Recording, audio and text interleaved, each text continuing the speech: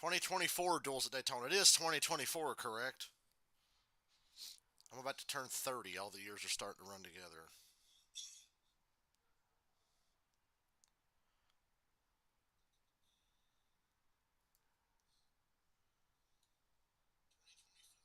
I'm a little under the weather. My voice sounds weird, or I cough or sneeze. I've had the sniffles for a couple of days. I generally feel fine. I worked today and didn't feel like shit or nothing. Just nose is runny, and then it's sometimes stuffy, and sometimes I sneeze. If it's sneezing more than anything, which tells me it's allergies. Or maybe I've got the big C, not cancer or COVID. Maybe I'll die in my sleep and be free of this pain. But nonetheless, until that day comes, I'm here to watch cars go around in circles and talk to you guys about it. That cool with everybody that I'm going to watch some cars go around in circles? My pick for duel number one is Chase Elliott. I'll take Chase Elliott to win duel number one. Chevy seems to have the numbers. Let me count. 1, 2, 3. 1, 2, 3, 4, 5, 6, 7, 8, 9, 10, 11, 12. Yeah, 12 Chevrolets. They definitely have the numbers advantage here in duel number one. 12 out of 21 cars. So I think Chase Elliott wins it. Your official prediction. Now, will these races be worth the shit? Hard to say. But this is the most valuable track time that these guys will have this week. Because we've got a 1 hour practice tomorrow and 1 hour on Saturday. Aren't they both just like an hour each? Didn't learn much in qualifying last night other than, hey, Front Row Motorsports has a Penske alliance now. They are no longer affiliated with RFK. Front Row are now satellite Penske cars. So Michael McDowell's late career resurgence could just get even better now that the Front Row cars are aligned with Penske. I think that's a huge step up. And if they outrun the 21 car, it just makes Harrison Burton look even worse than he already does, if you can believe that's possible. But like I said, my pick for this race is Chase Elliott. I think the Chevys have the numbers game in this first one. I think Chase wins it. There are some good Fords in this race, Logano, Gilliland, and Buescher in particular. And now we're back to Suffer Fox until, what, June, July, until we get back on NBC. Racing season and waiting for racing season. Tonight that wait is over as we will set the field for Sunday Daytona 500. I have the sniffles, guys. Don't worry, it's not COVID, I don't think, because I don't feel anything. A newly minted NASCAR Hall of Famer is in the field trying to make the Daytona. Jimmy Johnson, the first ever active NASCAR Hall of Famer in the Cup Series.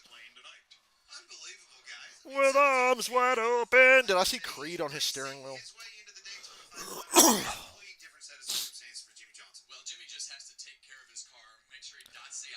Jimmy Johnson's a madman still trying to race at this point in his career, but I'm here for it on the fluke chance he can win the Daytona 500. He was fast here last year. He performed very well in Daytona 500 last year.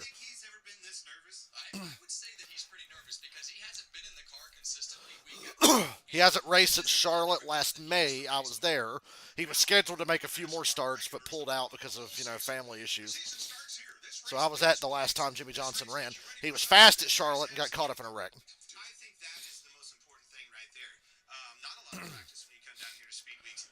I hope I don't lose my voice because of the sniffles. Figures I get sickly the week of Daytona, but that's okay. When the race gets rained out and put on Monday, I can just say I'm sick and stay home and watch the race. Spoilers, it's probably going to rain Sunday. Actually, ain't no probably about it. It's going to rain. It's a matter of when and how much. I haven't looked at the lineup for Duel 2, but I confidently picked Chase Elliott to win this one. Maybe with Kevin Harvick in the booth, Clint Boyer's stupidity will be toned down. Michael's asking for a pick for each race.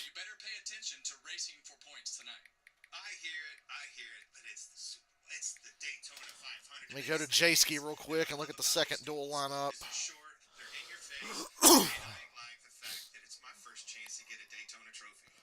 Duel 2. Who do I want to pick for Duel 2? I picked Chase for Duel 1. Hard on the lap pedal, baby. All right. America's best are at the ready. The field is split in half. Two 60-lap, 150-mile races, and we're ready to get started. Daytona International Speedway. This is the moment you've all been waiting for. Are you ready to get the blue-green? Take Ryan Blaney to win Duel number 2. Give me Blaney in Duel 2, Chase Elliott in Duel number 1. For blue-green vacations, Jason Sabo. Who? Drivers, start your engines. 60 laps of single file excitement heading your way. The only time you'll see Cup cars race until Monday, probably.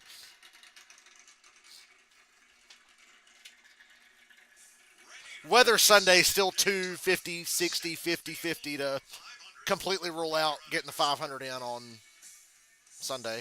And Jimmy Johnson is sponsored by Creed, apparently. What do you know? You don't think that? Hey, as soon as you say something like that, somebody will flip in the damn duel. You watch. As soon as you say that. The racing gods work in mysterious ways. Are you trying to, like, make that happen by saying it won't happen? Most likely to flip in this race, Daniel Suarez. Daniel Suarez says he's going to be the cause of the wreck or where the wreck's going to be, if there is one.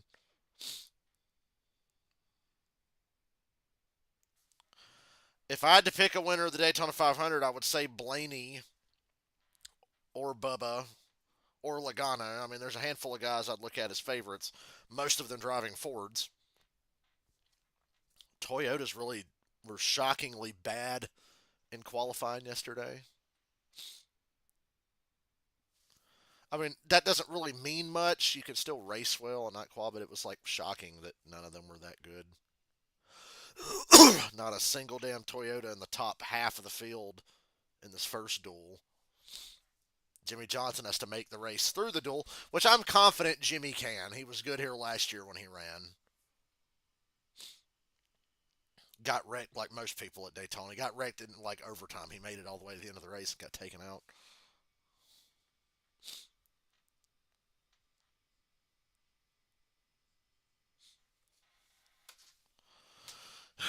Dylan's coming to hang out. He'll be here in a little bit, so I won't be flying completely solo, I don't think. I knew those were bad bets, but I mean, might as well start the year off with a couple of easy bet race wins. 750 for Blaney, 7 for Chase. It's not that much, but I'll take it if I can nail both of them. The Penske Front Row Alliance. That's interesting. You know, McDowell had a great season last year. What if McDowell's even better this year? What if last year wasn't a one-off? What if he wins twice this year? I got an interesting graphic to read to you guys that I found on social media, and a couple of the names on this list will surprise you. It's top 10 best average finishes in the Daytona 500 with a minimum of 10 starts. Number 1, Dale Earnhardt, averaged an 11th place finish in the Daytona 500. Best all time with minimum of 10 starts. Denny Hamlin, second with a 13.6. Joey Logano, third, 13.8. Bill Elliott, fourth, 14.14. Fifth is Dale Earnhardt Jr. with a 14.8 average finish. Sixth is Terry Labonte, 15.1. Austin Dillon, seventh, all-time, minimum 10 attempts with best average finish. Kevin Harvick, eighth with a 15.9. Michael McDowell with a 16.4 is ninth. And rounding out the top 10 best average finishes in the Daytona 500, minimum of 10 starts, Elliott Sadler with a 16.5. Elliott Sadler, McDowell, and Austin Dillon being on that list is kind of shocking. And yes, I am sick. Thank you for asking. I probably should have taken longer odds in the duel. I don't know. I feel like the duel, longer odds guys don't win duels. The fast cars, the heavy favorites, not that many cars on track. It's easier for the best cars to control the race. So I usually pick guys who are up front who have the most speed. Here is your first monotone, boring Chase Elliott interview of the year. Trey Poole sounds a lot like Trey Cool from Green Day. Yeah, I think this is a unique race nowadays, right? Because we don't have practice leading into qualifying anymore. So really, this is our first time we've had extended laps in the car and just an opportunity to feel out what we have. Whose car is going to break because we didn't have enough time to shake them down? Points on the line too now. I know we qualified yesterday. As I learned last year, quite a lot. So we're looking forward to it. I'm excited to get the year kicked off and trying to keep the Napa Chevy in one piece tonight. Obviously, we like to race this car on Sunday first and foremost. So we'll try to stay up front here. Got a good starting spot and go to work and try to get ourselves in a good position to have a good pit pick for Sunday. Obviously, I think that really matters more than the starting spot. That's six-time most popular driver Chase Elliott rolling off third here in duel number 1. It's our third Daytona 500 with the new car. I guess it's not really a new car anymore. It's our third year with it. Ford has a new body. Toyota's got a new body. They look really cool. Fords are very fast again. Toyotas were slow so far. And Alex Bowman didn't qualify on the front row. What is happening? Good talk, Joey. Fox off to a great start this season. I said a few minutes into their pre-race coverage, I said, wow, all the criticism levied at Fox, all the valid criticism levied at Fox, and they've done nothing to fucking improve their coverage. Live TV, ladies and gentlemen.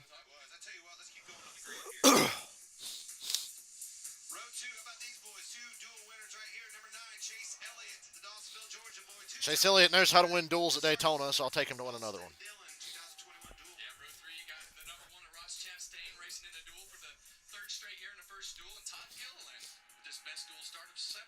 I love that it's such a fucking crapshoot on what duel you're going to end up in.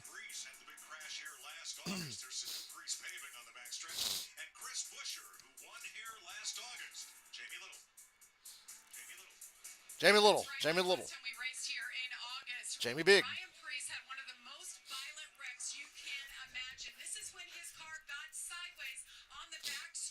God, Priest did have just shitty fucking wrecks at Talladega and Daytona last year. That one at Talladega had to be worse than the flip. I know the flip made his eyes look fucked up. But good God, the wreck at Talladega was way worse. Although there was an open cockpit when he flipped here in the summertime. Love that paint scheme on the 41. That's a sexy race car.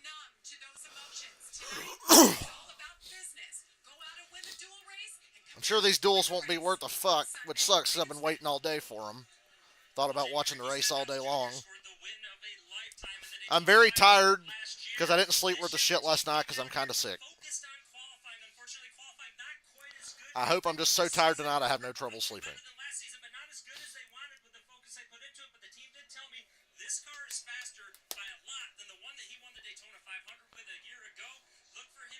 And strong tonight in that car as he tries to become only the 5th driver to ever win the Daytona 500 back-to-back. Mike? Thank you, Regan. There's the rest of our starting lineup. J.J. Yaley will tag the field. Let's check what John says. Well, a record 6 straight starts on the front row in the Daytona 500 for Alex Bowman. There is not a 7th after qualifying last night. Hendrick just barely missed the front row. Larson and Elliott were fast. And Byron was fast in qualifying. I was a little surprised. The biggest shock to me, I predicted that David Reagan and Jimmy Johnson would lock in on speed. David Reagan did. But Anthony Alfredo being in on speed in the 62? Where'd they get that speed from? 62 ain't been that fast in several years on the super speedway. Pretty much since Brendan Gaum went tumbling into turn 3 at Talladega. I don't think the 62's been that fast. Didn't they miss the race with Noah before? So yeah, where'd the speed in the 62 come from? Compared to like the 84.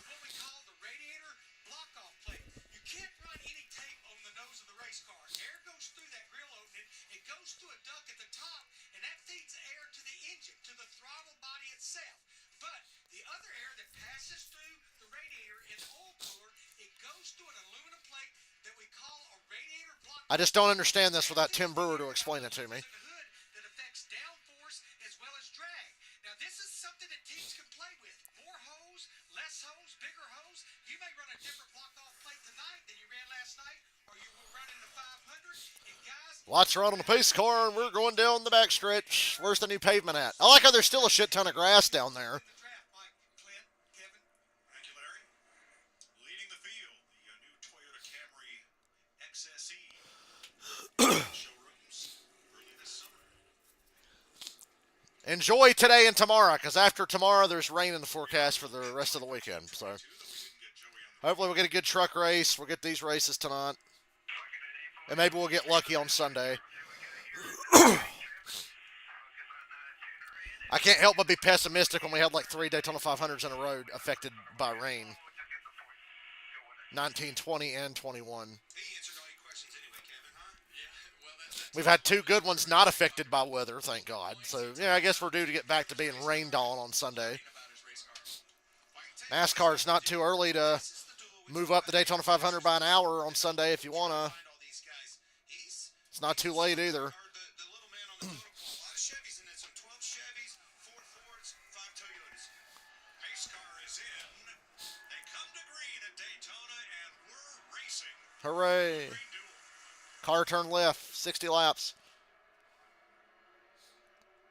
First laps in race conditions. As they tandem out front. Yeah, I think this is always from a driver's standpoint. You know, qualifying at Daytona, with a broken leg, you could win the pole at Daytona. His back has nothing to do with him not winning the pole. There's always guys on Qualifying at Daytona, I could qualify the 48 at Daytona and do just as good as Alex Bowman. cars now pretty comfortable deciding to push, but Put me in a car, I can qualify it at Daytona. about your car right from the beginning. And You give me Logano's car, I could have set it on the pole too. That's how easy qualifying at Daytona is. Was inside. Larson surges ahead. He's got his pick of the lanes. A good start and left a big gap there. He's going to lead the first lap. Capitalize, move up to 6th.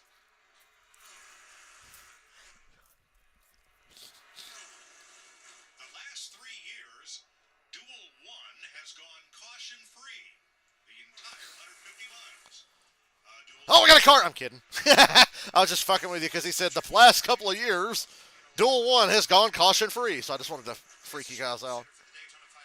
The only way he's not the pole sitter for the Daytona 500 is if you wreck this race car in this race. well, we know it's fast, but you got to know if it handles, and you have to. Joey Logano not race aggressively and stupid on a super speedway. We see that Like that'll happen. Styles were on board with Daniel Suarez here. This car is still frustrating on super speedways. How they will just perpetually run 2x2 and not be able to go 3 wide unless there's a handful of cars trying to save fuel, which there's not in this race. So there's going to be 2x2 This race pays back and forth, or we're going to be single file the whole time. 1 for 10, so you want to get every point that you can. See a good push from Austin Dillon and Kyle Larson pulled down in front of Logano. to move down, get in front of Joey. Right now, Jimmy Johnson would be in the race. All Jimmy has to do is beat Yaley, right? That's pretty much all he's got to do. Greg Biffle backed out of driving the 44 because they said they didn't. He said they didn't pay him from the last time he drove it. So Biffle no-showed, and J.J. Yaley got the 44. To race in, those that are not chartered cars guaranteed in the 500 are shown in yellow. In the race 1, Anthony Alfredo, Jimmy Johnson, and J.J. Yaley. And the story for them is very simple. That 44 ain't got a goddamn prayer. Greg Biffle did himself a favor, not even bothering going to Daytona Beach. Stay up here in Cane Creek, not far from my house. That's a lot of pressure. 4-car advantage on the bottom, 2x2 from 5th on back. You know, if this race does go green and it comes down to a green flag pit stop like it did last year, you have to get on pit road under some crazy conditions. And They're running 47 second laps up front in the draft. Qualifying, they were in the 49 second bracket, so they're about 2 seconds faster in the pack. Maybe a little more when they're really pushing. He's really fast down here. He just can't quite get the job done. Suarez pulling that outside line. 500. His days I did say before the race, Suarez most likely to flip. is on the outside. If we were going to have a flip in this race, it'd be probably him. And maybe to the lead. He's got Eric Jones and Martin Truex behind him. Eric Jones with him. Martin Been some Truex, shuffling going on mid-pack. Stenhouse, and more. That's how Suarez got up to the front. On the outside. That seemed pretty comfortable. The cars Nobody's cars seem to be handling shitty. Like Boyer said, they're pretty comfortable. It's cool. It's cold. More grip. These cars are downforced to within an inch of their life. They don't carry that much speed by themselves. Suarez pulls down. He takes the lead. So Suarez, Larson, and Logano have led this race. Logano slipped back 7 or 8 spots.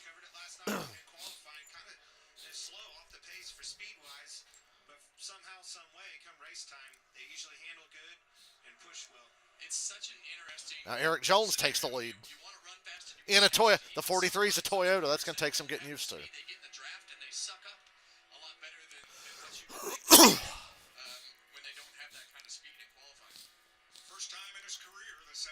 I think this year there's a chance that these dual races tell you a lot more about the Daytona 500 than they usually would, because I think there's a strong chance the 500 is run Sunday night around 8 or 9 o'clock.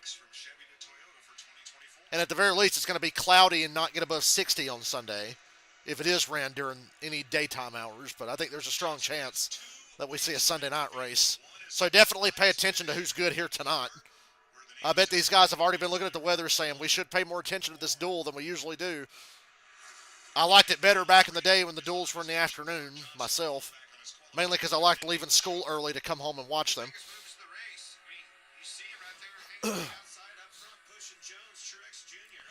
Ooh, did you hear NASCAR's talking to Honda again? Jones and Truex clear for the lead to the inside.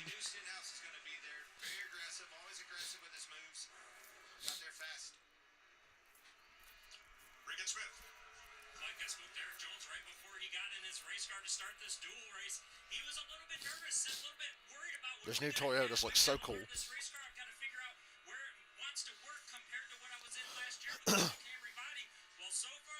Obviously, their slow qualifying efforts didn't hurt these guys at all. Jones and Truex got to the front, no problem.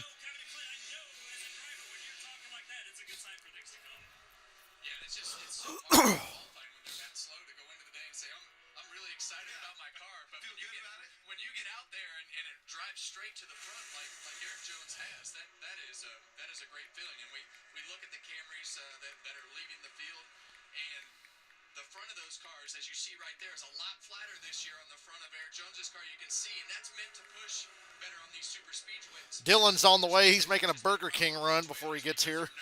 Told him to get me a Coke Zero.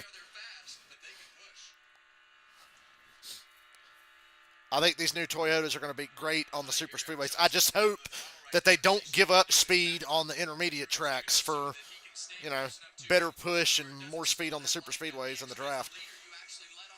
Of course, we'll find out for a couple of weeks. Our first 2 races are drafting races, Daytona and Atlanta.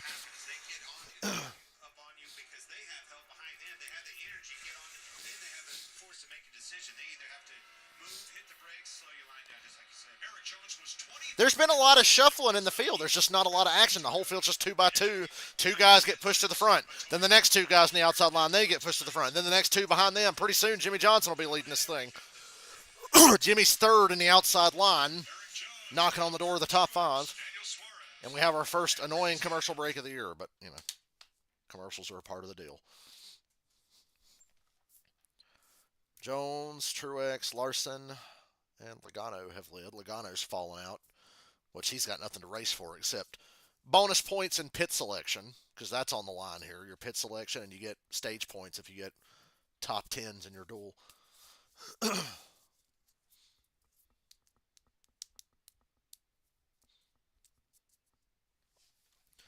This will be my last Daytona 500 on cable. Oh, Michael, if you're here, I'm switching to YouTube TV. AT&T's coming in to put new internet in for us, and I'm making everybody in the house get YouTube TV. So that's what we'll have here. Yeah, I heard you say in the past YouTube TV was pretty good, so I'm rolling with that. My grandpa got a new smart TV for it, and I switched our fucking internet because I'm tired of shitty Vive. So we're going back to old AT&T, which is cheaper and better, and I'll pay for YouTube TV for $70 a month or whatever it is. And I'll be very happy.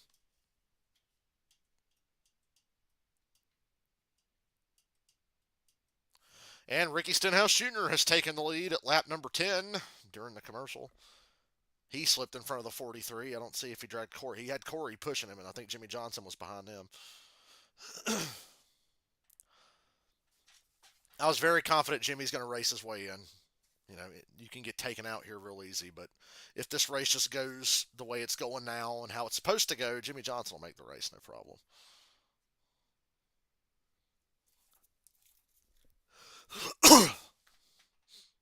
Wish I wasn't sick. I keep going back for it. Am I sick or is it just allergies? I don't feel sick, but I have all the symptoms of being sick. Could be allergies or it could be COVID because honestly, COVID 9 times out of 10 just feels like the fucking sniffles. That's what it was like when I had it. I had a little bit of sniffles and then it went away and then I got a sore throat. So, could literally have COVID right now and not fucking realize.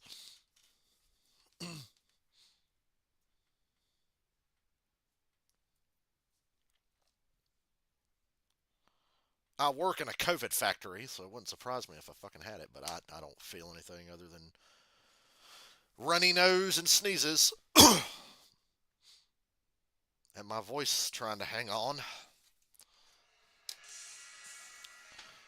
We're back, and we're 2x2. Stenhouse out front. Here comes Corey LaJoy to his outside. With Jimmy Johnson. And Ty Gibbs. Told you Jimmy Johnson would be leading this fucker before long. Corey's out front, Jimmy's second.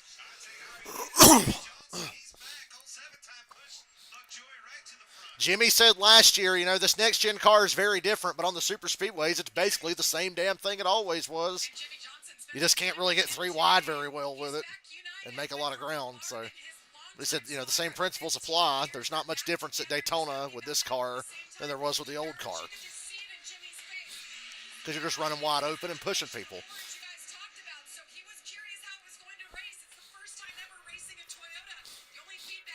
Jimmy Johnson in a Toyota. That's another thing that's going to take some getting used to. They talked about that on the Dale Jr. download this week with Jeff Gordon.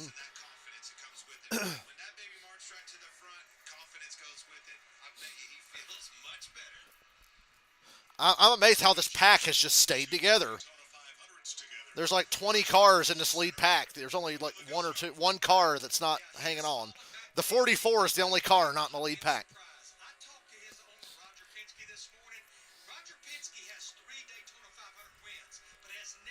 Oh, there's the 44. He is in the pack. My bad.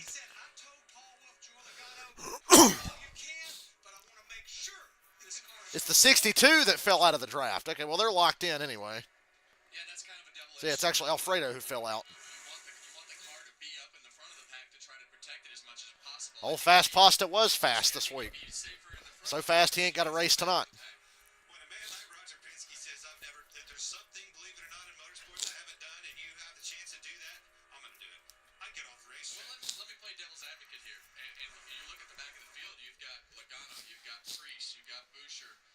Boucher, I like the way he said that. Boucher, Christopher Boucher.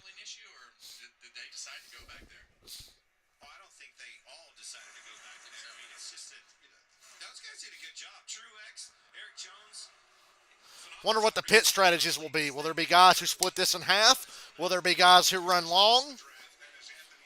Will there be short pitters? I don't know. Depends on how many guys you can get to pit with you. And I know it was all talked about before the race among the Chevy guys and among whoever when they're going to pit. That's why I think a Chevrolet definitely wins this race. Yeah, and a lot of times, it's going to be different with these cars than it was last year. A lot of times you hear Jimmy Johnson talk about loose, but a lot of times what happens is off of turn 4 especially, you know that car will get tight. It's just the way that the banking unloads off of turn 4, and there's some bumps, especially if you're on the bottom. You just got to watch it from taking off up out of the corner so you don't hit the guy on the outside. But we heard Jimmy Johnson say it was loose. Probably in a tri-oval, right? A lot of times when you get loose here, that tri-oval is tricky, believe it or not. And we hear a lot of guys coming in. Do not push in the tri-oval. You hear me talk about that every damn year.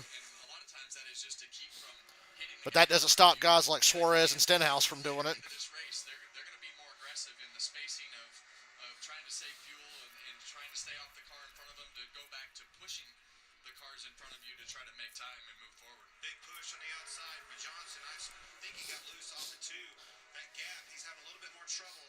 You can see him moving around. Yeah, Jimmy's car is the only one I'm noticing that looks a little unstable in the wake of another car. And the 7 hasn't gotten any push forward whatsoever from Jimmy. I don't know if Jimmy's just trying to stay off him, or does his car really have handling issues. His is the only one I've seen not be able to like hold a line. Everybody else looks pretty solid. And the bad cars are so slow they handle well. Kevin, understand you have some breaking news to share with us. Yeah, I'm really excited about the new Kevin Harvick's Happy Hour podcast that we're going to start this Tuesday, actually. So you can join me every week with my new podcast and Kevin Harvick's. Everybody thinks they're Dale Jr. now. Got to have a podcast. I'm kidding. NASCAR's Mama Smith. Caitlin Vincey, is it a video podcast? I'll watch then. Have fun with us and keep us, I guess, in style a little bit, maybe. Like, he tells me that I'm way out of style. So, but you can find it wherever you get your podcasts and on social media. Harvick Happy Pod, anywhere on social media. It'll be on Spotify. Good, I'll subscribe to that on Spotify. So I'll be listening to fucking Denny Hamlin, Dale Jr., and Kevin Harvick talk in my ear every week at work. Is Glenn allowed to be on? I'm not sure. We'll get through the first couple weeks. You're going to need a couple hours.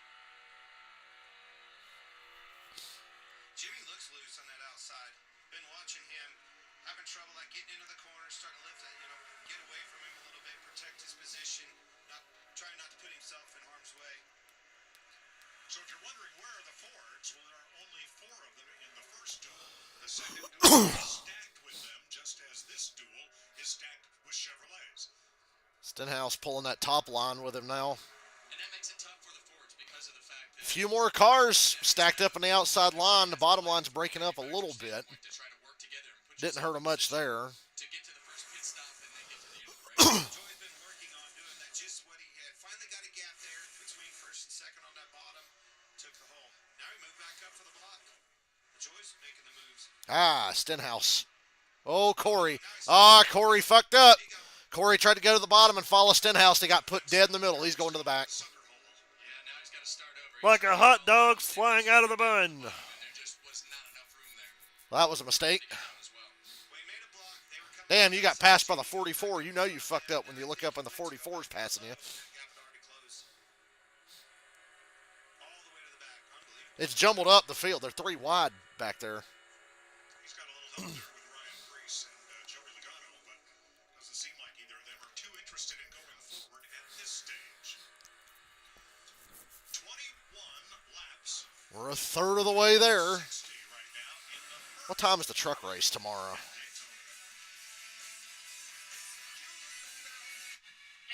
The exit 7:30, League okay. had announced plans to merge. Mute.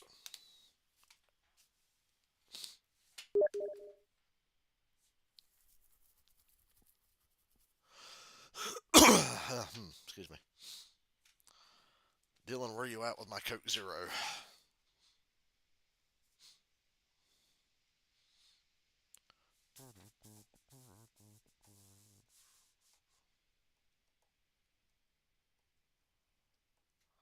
Let me go to Twitter so I can read everybody talking about how boring this is. Has it started yet?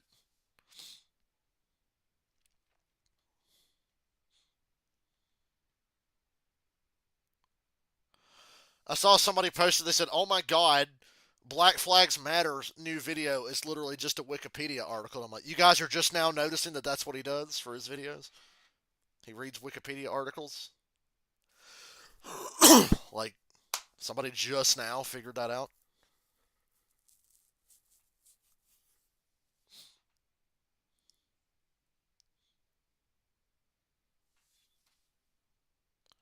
Stenhouse has definitely been the most consistent leader of this race so far.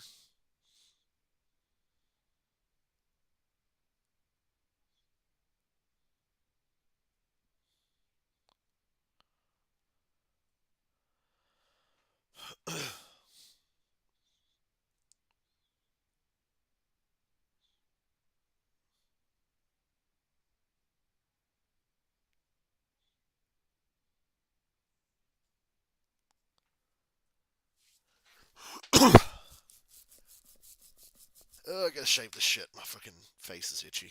I gotta shave, but I've been too lazy. Because I'm sick and I can't sleep, goddammit. I've been tired the last 3 days. I should have worked Wednesday so I could take tomorrow off. Because I was trying to work Wednesday but didn't get the chance to. And now I'm like, fuck, I want to be off tomorrow.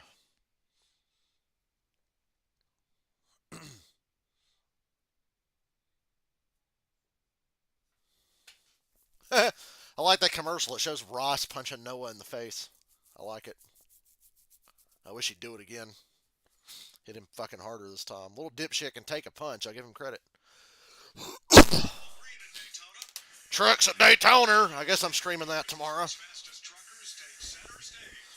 Sacrificing video game time with my friends to fucking do the truck race at Daytona. But I'll do it. Stenhouse still leading. Truex pulling up to the top from about third or fourth in line. So now Truex wants to lead. He ran behind the 43 this whole run.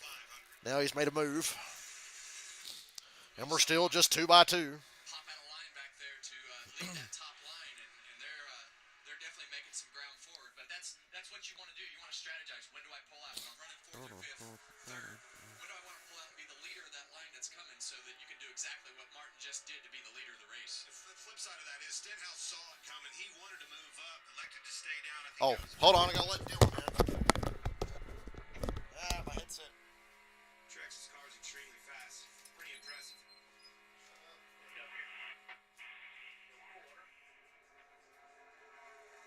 26 laps in, Larry Mack. What are we thinking about pit stops if we have to make them under green? Well, remember, the fuel window is about 40 to north of 40 laps. And you've got to make one stop at least for fuel. So what I think you're going to see, Mike, we have 12 Chevrolets. I think they'll work together. I think there was only 4 Fords and 5 Toyotas. They work together. What you have to make sure you don't do is pit your... Stenhouse looks to have the most consistently good car. I might cry when I don't have Larry. Stayed in line. They made up so much ground. The Chevrolets just were taken completely out. I would say... He shut my door. Between 35 and 40. I don't know if Stenhouse has the best car if nobody's got the balls to challenge him because he'll fucking do something dumb. Like you see the 47, Ricky Stenhouse Jr. on the bottom there with Eric Jones behind him. Ricky's been quiet on the radio except one thing. About 10 laps ago, he came on the radio to tell Eric Jones behind me to push a little bit more on the center. Don't get quite off center as much as he is.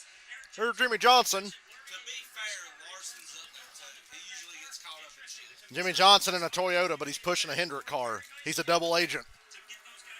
Jimmy Johnson's a Hendrick double agent. Yeah, when he's asking him to be a little bit square, the back bumpers have a little crown to That time Truex and Larson take the lead. center with the back bumper, it kind of makes the car squirrely. And with the front of those cars being flat on the Toyotas, Jimmy's car is fast, but a little shaky.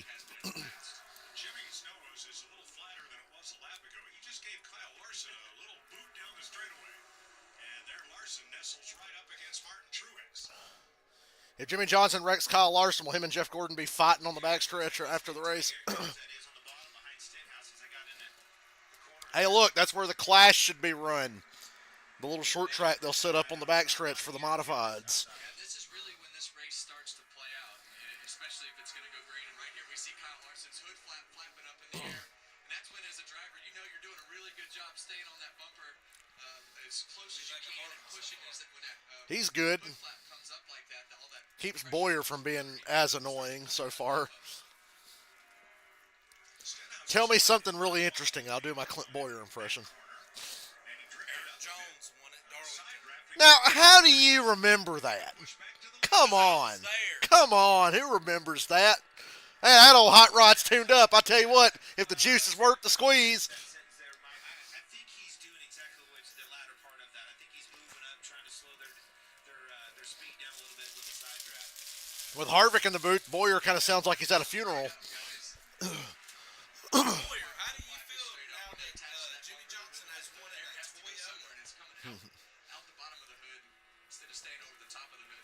That means that car's doing exactly what he With arms wide open. All right, can I pull up? Can I push? I want to be able to push, crew chief. That's exactly what you see Larson able to do in that Hendrick car. The flip side of that is his Anybody who's ever listened to 93.3 The Planets heard that fucking song. Josh. May have only been a couple laps yesterday, but Daniel Suarez entered this race really happy with his car. Remember some changes for the 99 team going into I said Suarez is most likely to flip in this race. He said the whole team sat down in the offseason. Suarez's job is communication to get from I agree. I was talking shit about the 44, but damn, Yaley's doing better than I thought he would. He's keeping Jimmy Johnson honest. What is the second? That's cars who need to make it in by running well in this race. From a driver standpoint, there's nothing better than confidence. And when you're on these super speedways, in my opinion, you need to race at the front of the pack. Alfredo and David Reagan are locked in on speed. But if they get beat by guys who aren't, that knocks them back. They're still locked in, but that might knock somebody else out. And Alfredo's running dead last, not in the draft. So that's going to knock. So that's going to that put Jimmy in and knock Yaley out. Yeah. Kyle Larson in the 5, 0 for 10. But there they are, leading the field. We're going to make you eat those words, Mike. All right, we heard Larry talk. Truex has not won a super speedway race of any kind since he drove for Dale Jr. in the Xfinity Series. And execute a good pit stop under green flag conditions. They're going to have to start finding one another. Well, a lot of them they're going to have to start finding one another, and they're going to have to work their way to the bottom. In order to figure out Excuse me. how to get to pit road, you have to be in that bottom lane. So that's really when we're going to have to see who plans on pitting, because there's two different strategies. Waiting on pit stops and don't want to miss them, so why don't we step away for a minute? They're side by side. 3-2, green flag laps complete. Boo. Told them just now, I really regret not working Wednesday, because if I'd have worked Wednesday, I'd feel more inclined to just stay off work tomorrow. So now I'm like, fuck, I gotta go to work tomorrow. And I'm kind of sickish. I think it's just allergies, because I feel fine. But my nose stuffs up, and then it Dude, I've runs. been swearing there's a COVID 2.0 going. Could be. Not me, but I know so many people that keep getting sick. Yeah. I don't know what it is. And I told bronchitis. I told everybody, like, I feel perfectly fine, like it's allergies. Election here, dude. Like, I feel perfectly fine, like it's allergies, but literally 9 times out of 10, this is what COVID feels like. You feel like you're not even sick. You just got, like, the sniffles. So, fuck, I don't know. I think I'm all right. I do remember the first time I had COVID, there was just like this weird feeling of, holy shit, I got it. Because it felt like unlike any other sickness I'd ever had. It wasn't bad. It just felt different. I was like, oh my God, I'm pretty sure this is it. Then I get tested, like, yep, and I'm like, I knew it. It hung around just a few days too long, and it felt different. But I worked today and felt fine. The first day I had COVID, I couldn't work. I was like, oh God, I want to go lay down. I was fine today. And I've been feeling this way since the night before last. I ain't slept worth a shit. doing the artistic work. Dude, my wrist started hurting like a motherfucker today. Yeah. I honestly, legitimately worked for about 3.5 hours and then spent the next 3 hours playing Arkham City on my Switch. I got paid. I remember I was like, I could go home, and I'm like, why don't I just sit here and drag this out and get a couple more hours?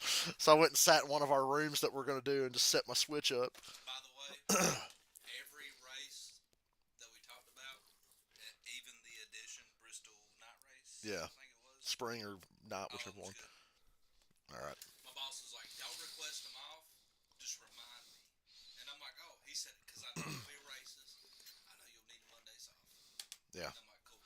Xfinities, I may not be able to do those this year. Yeah. Charlotte being an exception.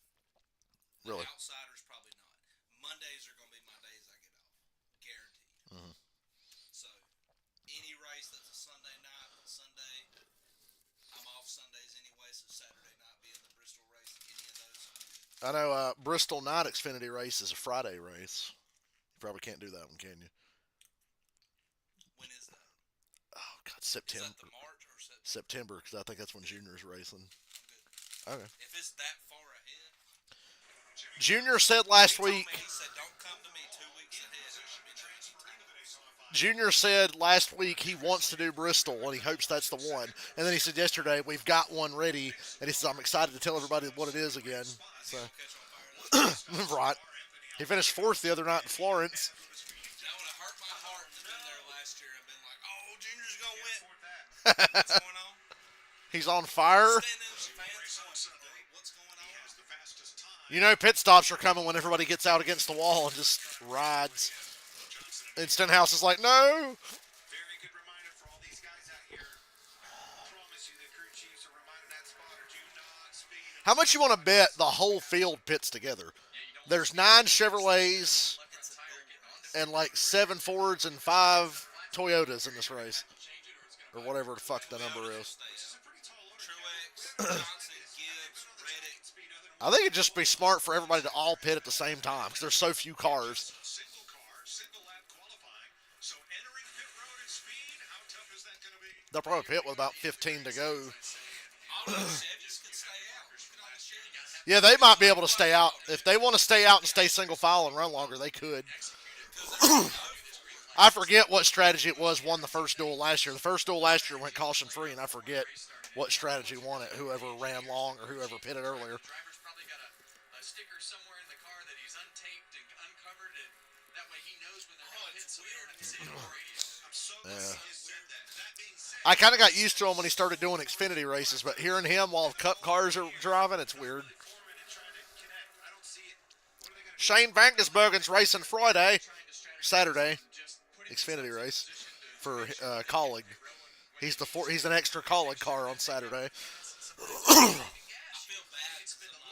It's his first super speedway race. He's in for a fucking education. Stenhouse and listen to his radio.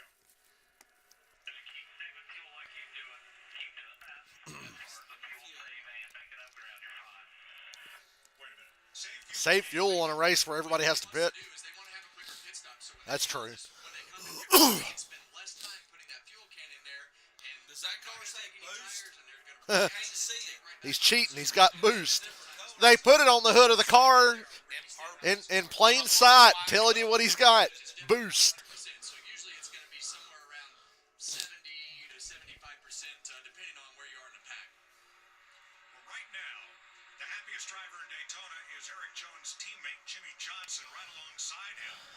I imagine Johnson got much sleep last night. Karen, you want them to run the Clash at Pocono in early February. Almost this entire Well, I hope they bring snow tires. I like them all. The fucking boomer. Oh, come to Bowman Gray. I'm like, it was fucking cold and raining here for a month, and you want them to come here and run the fucking Clash. Dude, I only go to Vicksburg. It's 2 hours away. Yeah, I'm looking forward to that. I'm looking forward to that. Yeah. Bristol's the same. Bristol's even closer. Bristol's, I can't believe my whole life I had no idea that, yeah, Bristol's actually like an hour and 40 minutes away. It's not that far. I just hate the ride there. That's like the most sketchy ride to and from a race, is it not? The fucking roads we're on coming from Bristol. I hate it. Like, Darlington, fucking easy. Charlotte, easy. Hell, Martinsville wasn't bad, but goddamn Bristol, you're going around these tight-ass fucking turns in the mountains. Jimmy about gave Kyle the Dale. Oh, they're pitting this time. They're pitting. How many races does Ty Gibbs win this year? 3. 3? That's a good bet. That's a good number. Oh! Save it! Holy fuck! Good God Almighty. Who's yellow and black? 45. Yeah, Reddick. Reddick almost got hooked by Ty Gibbs. He kind of... Nasty beast. That was almost a nasty crash.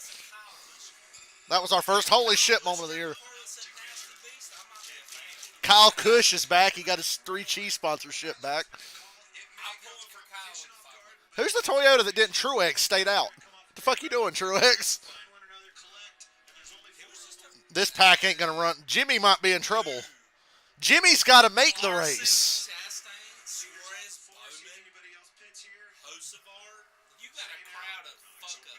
Stenhouse pitted alone. Okay, Jimmy ain't fucked after all, I don't think. Those guys had trouble getting on the pit road, so they may run as long as they can, like they did in last year. Austin Dillon and Stenhouse pitted together. I wish they'd show up. For once, I want Fox to show me a replay of Reddick almost getting killed. And then there was like somebody who barely made it on the outside. They were like 3 wide trying to avoid Reddick.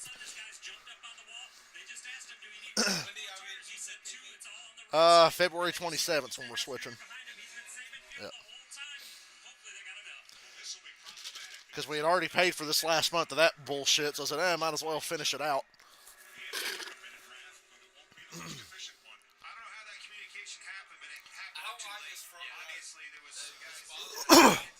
Somebody's going to be upside down at 10 I said Suarez. Somebody's going to be upside down. The 1-2 right now are the two most aggressive drivers in NASCAR. I'd say 2 and 3. You know what's funny? Larson's aggressive, but he's like, he only fucks himself over. Yeah, he only fucks himself over. Dumbass aggressive. He's not. He's not There's a Noah fine Gragson. line between Chastain and Larson. Chastain fucks himself and everybody around him. Larson, he fucks himself over trying to be aggressive. Exactly. Well, he saw Darlington last year. Remember Darlington last year in the spring? Fucked up the position. Chase Elliott should have finished good. Said what I said. Like how Todd Gilliland's running with the Chevys. You know, Biffle was going to drive the 44, but he backed out because he said that team still hasn't paid him from the last time he drove it. And I was like, So let's have a look here at what happened when that What first manufacturer pit wins road on Sunday? turn number 4. I'd say Ford. That was Truex. Truex was going to pit with him, and he missed it. Right, Truex was the one who almost turned. Yeah. Who has the orange hood? Oh, Bass Pro Shop. Actually, I would blame Reddick because he kind of cut across him. And then, yeah, Gilliland. Props to Gillen. Dude, Austin Dillon right here to the 38. Yeah. The 38 Here they come. almost got turned. Oh. Watch the outside of Austin Dillon. He went up. Everybody is now. Oh, Ah. the one car at Bushlight, I like it. I love the paint scheme. Like that, dude. Fucking the 4 car is a Sunny D I'm car. probably the biggest number 4 hater in the world. Kevin Harvick. I don't like that. The 4 went from Bush Beer to Sunny D. Vodka and orange I wish juice. Chastain had all his Stenhouses. Anybody put vodka in their Sunny D? Disaster for Martin. Truex had a bad stop. In his pit for a long time. The car launched, stalled, We know NASCAR's going to be normal if has that's happening. lost the draft. And arguably, Martin Truex Jr. He lost so much time he couldn't even fall back to where his Toyota teammates are. Ford's coming to pick her Oh, up. the Fords look weird. Joey's car looks weird. All right, boys, all have your fun. Here we go. All together. Wonder what Chevy's going to switch to, a Corvette after next year, maybe? I heard it's kind of, I don't know how true that is, but I've been. That'd be insane. Mistakes easy to do. That's a flip waiting to happen. The 3 cars, that's a wreck. So Larson's going to be the leader. Surrender the lead. Suarez, Chastain. Stop in time. Chastain's got a pit again. Look at them handling cars. Chastain got a penalty. Drive down pit road. I don't know who I At want pit to road pull speed. Yeah, that really hurt that first group because he was in the middle of that pack of By the way, if Chase Elliott wins, I get $7. He's third. Michael Bennett. Yeah. He said, who do you want? I said, give me Chase for one and Blaney for the second one. I knew they were going to be high odds, but in the dual races, heavy favorites always win because there's so few cars and it's easier for them to control the race. So I said, yeah, give me Chase and Blaney. One stage, right? Yeah. Wow. Joey? So Or did he just pull back up? He just pulled back up in front of them. Just gets in. Hopefully out of fuel. He gained a lot of spots. He qualified pole, didn't he? Yeah, but he was all the way in the back and he pitted with like 3 cars and look where they are now. They gained a bunch of spots. He's got some Fords behind him. Yeah, Joey might. Joey gained a lot of spots. I was surprised. I guess I shouldn't be surprised. You saw how the Toyotas almost wrecked each other, so maybe it's not surprising the Fords leapfrogged them. Joey was like 14th, and he's 5th now. Don't hang Jimmy out. Why are they passing Jimmy? Aren't they supposed to be helping Jimmy make the race? Grandson, they cheated us. Well, Jimmy's going to make it. Like, he's pretty comfortable right now. Maybe that's why he backed out. Because he's like, look, we've got like 8 seconds between us and the next car we got to beat. I can't believe they pulled out on him like that. That's crazy. Do you have a pick for the 500 deal? Michael gave me several bets the other day before, and the odds were crazy. So let me tell you. Michael texted me. I was at lunch the other day, and because there hadn't been any cars on track, the odds were nuts. So I got Corey LaJoy at 50 to 1. Chris Buescher. Where's he at? Am I crazy? Chris Buescher at 14 to 1. And then he said one more bet, and I said, give me Justin Haley at 60 to 1.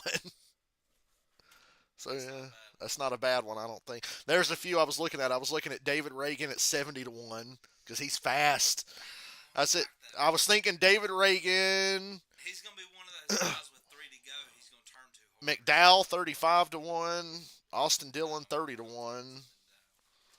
So yeah, there were a lot of good chances there to steal money this week.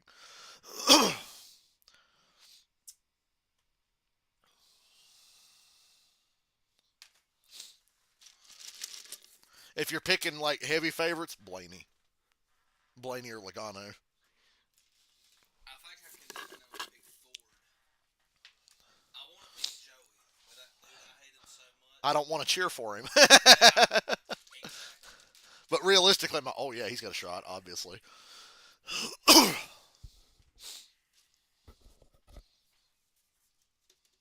I'm gonna go Ty Gibbs. Ty Gibbs. I'm gonna give Ty Gibbs his first one. I think he's the real Yeah, don't forget, Justin Haley has a Daytona win. Yeah, Did it rain that day? remember? Yeah. All right, we're coming to the green. All right, Kurt Busch, go ahead and pit. We're about to come to the green. Oh, never mind. They waved it off, and you already pitted. Oh, Justin Haley's leader now. Oh, shit, it lightning again. Race over. I remember when the dude popped up to him. I was like, really? Yeah, you could hear it on TV. You just won your first cup race. I was like, oh, Jesus Christ. I said, oh, fuck me, dude. I hated that race so bad. Nothing against Justin Haley. Looking back at it now, That might be the dumbest race win you've ever seen. Other than Austin Dillon winning the summer race year before last, when 25 cars wrecked in front of him. why is somebody running back? Austin Dillon? Jimmy Johnson got turned by Austin Dillon. I don't see any damage on Jimmy's car. Dale said, you went Toyota? Really? Seconds on Anthony Alfredo back in the field, who had lost the draft. Oh, man, Daniel Hemrick's fucked. So Hemrick got the worst of that. Leave it to Fox to go to commercial with 12 to go when this happened. That's 77. I like how Jimmy was further back and he's the one who gets spun out of this. 77. Oh, God, what the hell's going on here? You see the flames come out of the 54 So car. the 9 car chop blocked everybody. You saw the Oh, flames come out. wow. That cost us. Oh, Stenhouse gets in the back of no. Hendrick, and then the worst one was Jimmy Johnson. Stenhouse. Now, I will say, not much damage. Jimmy didn't hit That's like nothing. 4 of the best Daytona If we can get a cars shot Yeah. of to be the right involved in front the of Jimmy Johnson's car, it's Good save by Jimmy. He didn't hit shit. He got like a little nudge from the 3. He hit the 3 in the left rear. It's at the back of the He's field, just and like, they just hey, check up harder than shit. he expects, and Oh. just gets into the side of the 3 as they're trying to avoid the 31. I'm so happy Jimmy didn't get any damage there. I hope he makes the Yeah, it doesn't look too bad. main on the event right front as there, I Clint. call it. He's going to have to pit and start in the back here, though. That sucks. Stenhouse is all it took to get Daniel Hemrick turned to the right into the wall. Yeah, and that's no fault. So much for the first duel going caution-free for the 4th year in a row. We almost made it. We're in 10 to go. Oh, yeah. And Michael accidentally, when I gave him my Clash bet, he picked Kyle Busch, but he did the bet for Daytona 500 instead. So I guess I have Kyle Busch. So if I can't win money Sunday, I don't know what the hell's wrong with me. Oh, I'm sorry, Monday, because that race totally ain't happening Sunday. There's a chance it might happen Sunday night. I think Sunday night is supposed to quit raining at like 8 o'clock or something and be okay. And during the day, it's still like 50 to 60, but it went from 40 to 50 to 60, and it's getting worse and worse as we get closer to Sunday. Coming off that play, I needed he that. wanted those skid Yeah. marks on the car. Hopefully it'll happen. I think there's still a chance it'll happen Sunday. Now that you say that, These guys are taking big shots, and you could really see in that camera angle. Yeah. 20 years of trying, 20 years of tribulation. 20 years of ejaculation. He jumps into the 8 car, passes 6, and now a Daytona 500 checkup. Big checkup. I hate to tell Jimmy Johnson, but he's going to have to pit and then go like hell here. Daytona 500, with the possible exception of Jimmy Johnson. That's the only open car that was involved. The other 3 are all chartered teams. So they're The 62, all he's really got to do is beat the 62, I feel like. By the way, this charter shit is stupid. I get why they do it, but yeah, it's If I got annoying. the money to put a car in a race, I want to be in the main is the event. 44 of JJ Yate. That's who they're Don't give a racing fuck. for this spot. I think it's stupid. I get it. Bristol. in the first of the Blue Green Vacations duel at Daytona. Just a stack up there. Can't really blame anybody.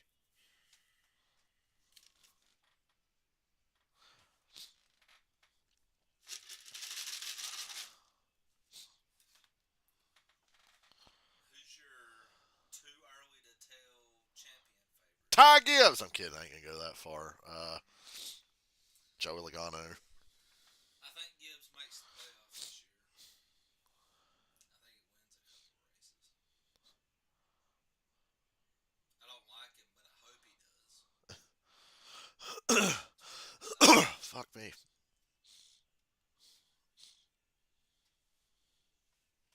Just don't win any of the races I go to.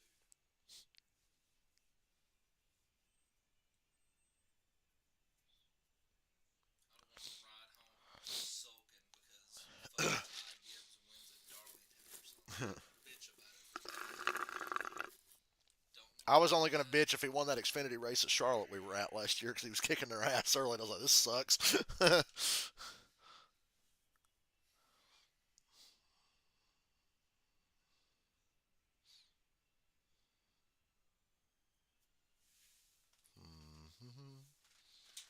need Austin Hill to step up this year. Oh, him and Creed are going to be going at it now that Creed's driving for fucking Gibbs. So they don't have anything holding them back now. Austin's my future in NASCAR, so I really need him to step up. I need him to win double-digit races and the championship. I wish that was my future. This Rhea Ripley, guys. I scrolled Twitter and I saw a picture. She deadlift 405 pounds. Well, she could pick me. She deadlifted 405 pounds. Like it was nothing. I know that.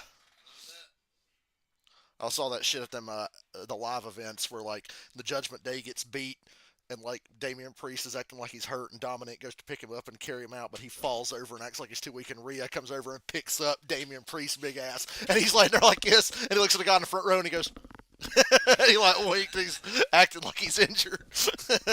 And she carried his big ass out like he was nothing. She just had him in her arms. You ever see this fucking clip of Kevin Nash in WCW?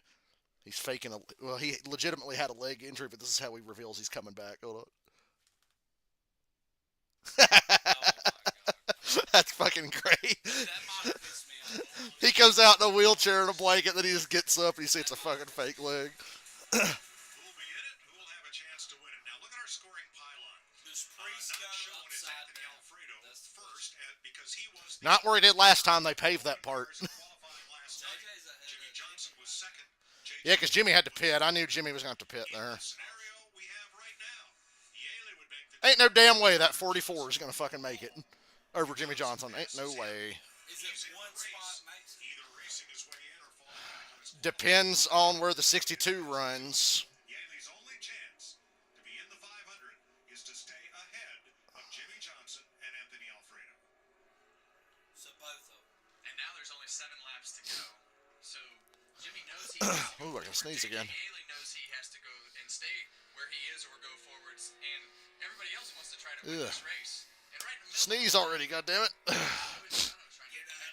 That's how I know I'm not sick. When you're sick, you don't sneeze. You cough and shit. But I'm sneezing, so I'm sneezing more than I'm coughing.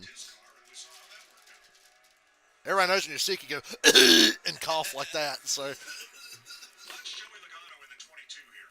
Joey's got masterful wreck avoidance. You trying to dump the 48, Joey? He didn't need to fucking take him 4 wide like that. Tell you that 4 wide.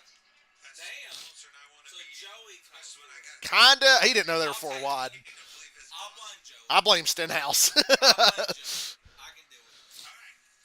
If you're a Jimmy Johnson fan, we're not out of this. We're not out of this. Damage on Debbie down here. I don't know if I'm more damage on it. They I cleanse guess I it. can say yes. It's fine.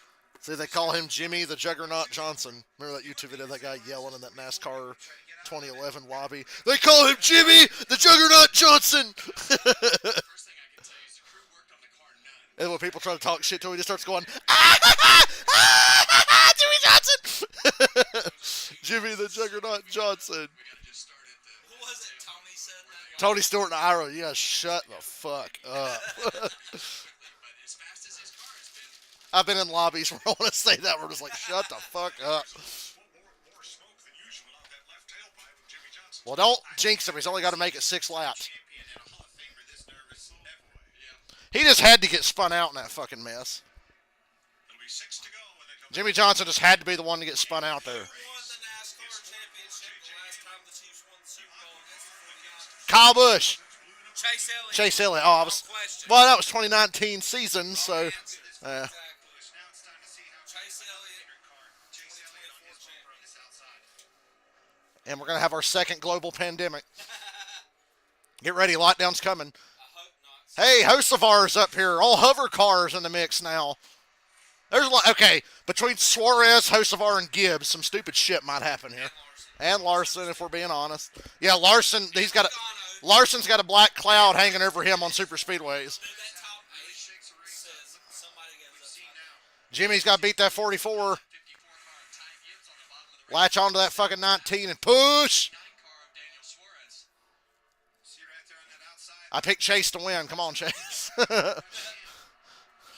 Second in the outside line. I'm really good at picking second place, guys. I picked Kyle Busch in the Clash. Where'd he finish? Joey's second. Carson on the car claim Ooh, they almost spun on the bottom. that he has as we go onto the gyro Dude, cam I hope inside of Hocevar Ty takes Gibbs' every monster. Jimmy Johnson, wall the 44.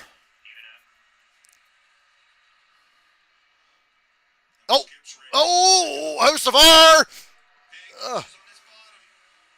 Am I crazy for thinking that started with Hocevar? Oh, Ty Gibbs, what the fuck? That's like, he wasn't sideways, but that's like the most left I've seen a car turn tonight.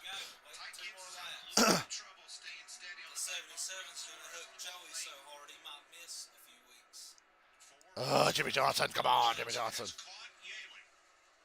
Yeah, but he ain't gonna get any fucking help. 38, get behind him. Dude, I'm racing 105 on heat 5 right now. What are we doing? The pack is gone. What happened here? Oh, Yaley was blocking. Wow, Yaley tried to fucking wreck Jimmy Johnson. That ain't cool. Yeah, Jimmy was a little too nice there. I'd have fucking turned him. You in the wall. You ran me down to the yellow. I know we're racing for a spot, but you ain't gonna fucking put me below the yellow line. Fuck you. Right out of the turn, you're going for a spin. Jimmy will catch back up to him and get another shot at him. Pushing him. That's kind of a little I'm more worried about Jimmy than I am the race for the win. they've been so fast in qualifying, but it sure looks like they can be a lot more aggressive. Jimmy can't get there. It's gonna be Henry Motorsports has won 16. I hope a fucking wreck happens right in front of the 44. Ah, Jimmy got there. Jimmy's to the inside of him now. Cut him off, Jimmy. Coming back on the outside. 38. Get behind that fucking 84. That's the race that counts right there.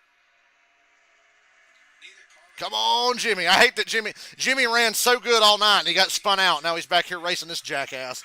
And he is a jackass. I've never liked J.J. Yaley in 20 years. I've never been a fan. because that's all your insurance. 38. Get behind the fucking 84. It's going to determine. Todd Gilliland's going to determine who makes this because he's going to keep going back and forth. Too wide. Things are gonna change. Let's hear some 84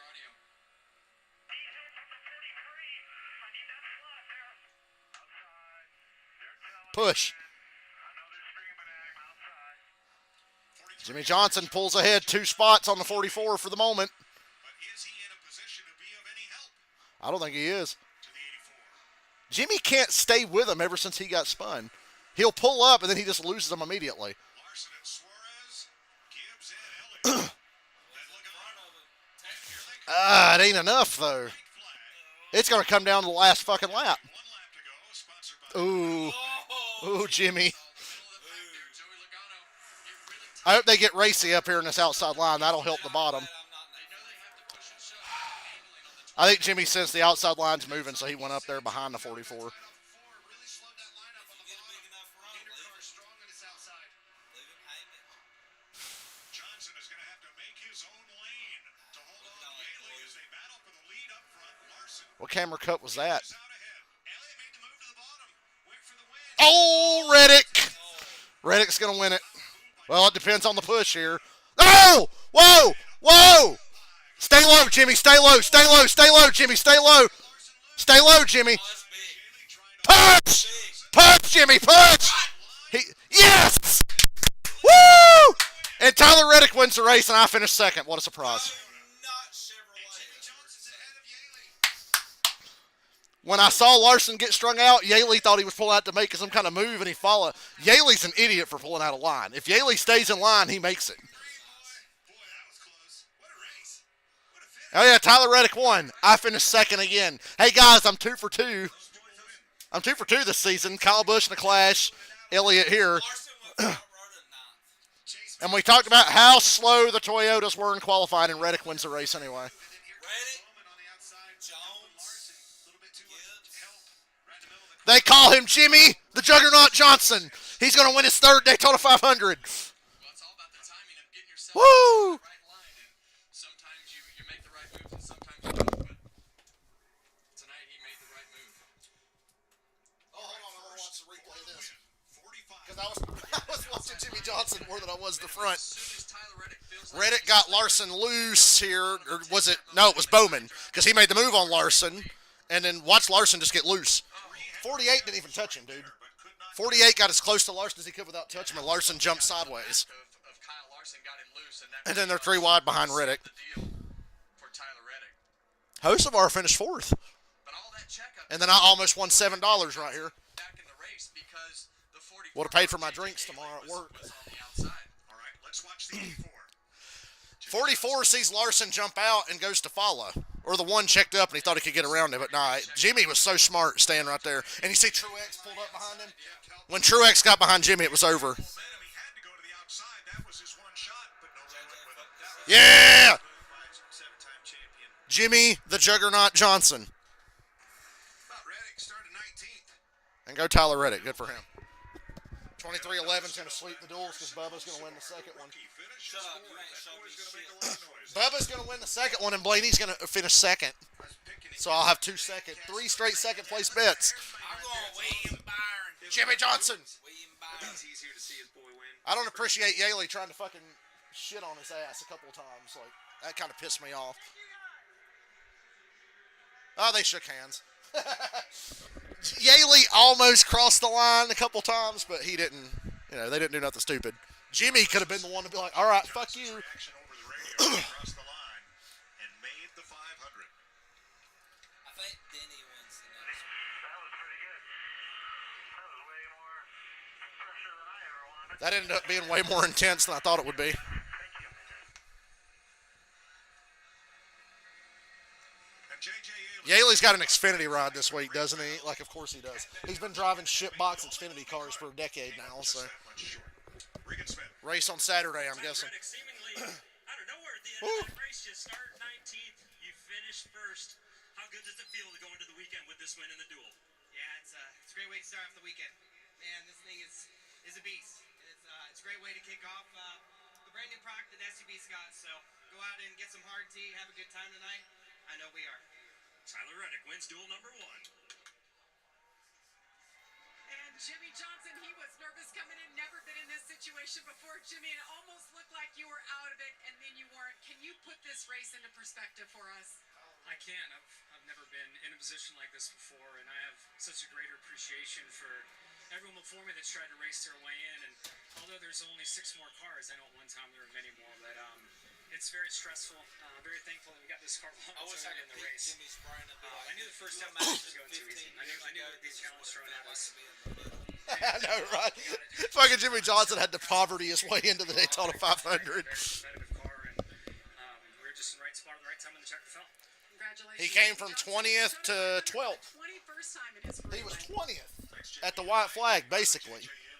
He's got a car that has a chance. And if you couldn't Yeah. hear the adrenaline and emotion in Jimmy Johnson's voice, you weren't paying attention. But I tell you, that's something he's never been through before in his life.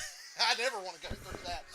I remember, I think it was 2015, Dale Jr.'s Daytona 500 qualifying time got DQ'd.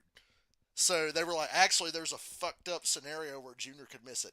And it was like a million fucking things. It was like next to impossible. But the fact that there was like a chance that Junior might actually miss it if something bad happens in the duels and these 20 other things happen, I sat there watching the duel races going. And then Junior won the duel race, so it was fine. He won the duel.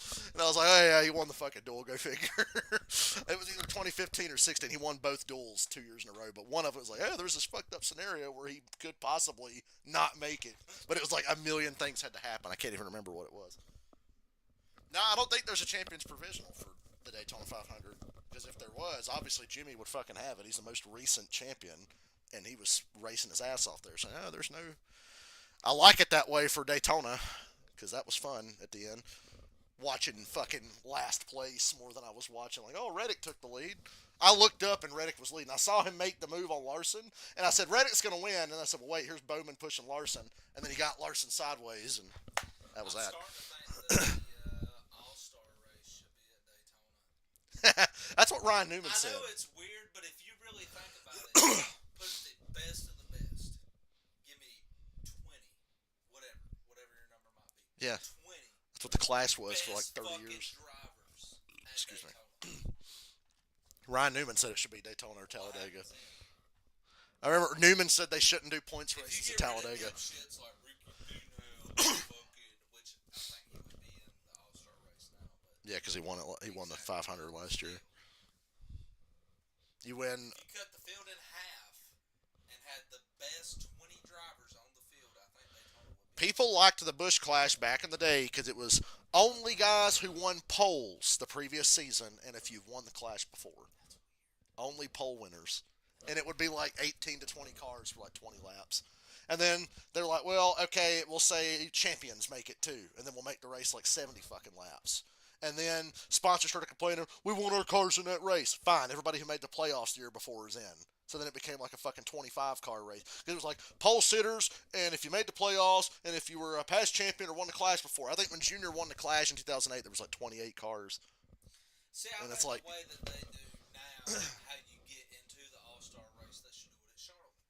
It should be like, okay. All-Star race has basically we'll been do the a same. high-speed track, but also you got to be best of the best. All-Star race is fine, but it's always been if you win a race that year or the year before, you're in the All-Star race. And it used to be if you win the All-Star race, you're guaranteed in the next 10, but after your 10 years run out, you've got to win over again to get back in. And I remember, and they did this for Junior. Junior's 10 years was coming up, and he didn't win in 2010. So like, if you're just a past All-Star race winner, you're in for life. And that put Junior in for life. So Junior never had to worry about it. Junior did have to go in the Open once because it was like his 10 years ran out, and then he won the fan vote in 2011. But in 2012, he won the Open. But then after that, they're like, yeah, fuck it. If you've won an All-Star race, you're just in for life. All-Star race winners and champions are in for life for the All-Star race. And I'm like, okay, I guess. No one's this big of a deal. You get pit selection and 10 points and a trophy. And you could say you want to race at Daytona. So Reddick will start third on Sunday. Give me the 24 02. That's a good one. I went with numbers. I picked the Chevy for this one and was one spot off. And I picked a Ford in the next one because there's more Fords in the next one than anybody else. I've seen people hating on that paint scheme. And I'm like, really? I like it. It's slick. Oh, the colors, and you pick white. It ain't the whole fucking DuPont paint scheme. Let me look at the entry list for Saturday. I want to see who's in the Xfinity race. I can't remember. You already know. I could live with the satisfaction of that. I'm probably not going to watch the And he was my pick to win this, but the Fords went to the back pretty quick. This was big, though. This was Just got to name off the notables here for Xfinity on Saturday. Shut up, fool. So, like, who are the people that we don't know? Okay, Jesse Love's in the 2 for RCR now. Anthony Alfredo's in the 5. Sammy Smith's in the 8 car. Daniel Dye is in the 10. Haley Deegan in the 15. Sheldon Creed's in the 18 for Gibbs now. Ryan Truex in the 19. John Hunter's back in the 20 for at least this race. Well, it's Jordan Anderson's running this race. Frankie Muniz, baby. Frankie Muniz running the 35. Natalie fucking Decker. Natalie Decker's in this race on Saturday. Leland Honeyman, love that name. Brennan Poole. Stanton Barrett. Wow. I thought Shane Van Gisbergen was running. Yeah, Shane Van Gisbergen's driving the 97. I don't know why it says TBA, because I saw a thing from Colleague the other day where they said Shane Van Gisbergen was running. Here's a J.J. Yaley interview. Obviously it was exciting. I was worried when they dropped the green that we were going to have a hard time keeping up with the draft. Hendrick put this car together. It drove fantastic. Had a lot of speed in the draft. And, Stanton Barrett's old ass is in the Xfinity race Saturday, if he makes it. I'm guessing he makes it. Then obviously what happened in the 84th. Frankie Muniz is in the Xfinity race. The car just didn't have good acceleration and restarts. But, side by side, His midlife crisis has been interesting to follow. We were in really good shape. What it's like to have money, I was not counting my chickens, but I was getting close, and then saw there was some contact. Oh, my acting career's over. In the middle, Let's lost just a go lot of do momentum. that. And I just made a split second. He's always done like little odd races here and there, but I guess now he's a grown ass man with all the fucking money and time on his hands. He can go He race. stayed in the middle. The 19 pushed him. The momentum just carried him all the way to the checkered flag, and it sucks. 2 years ago we were close, and we didn't get it. You ain't Greg Biffle, son. That 44 outperformed what I thought they were going to do. I thought they'd just lose the draft and fucking be out.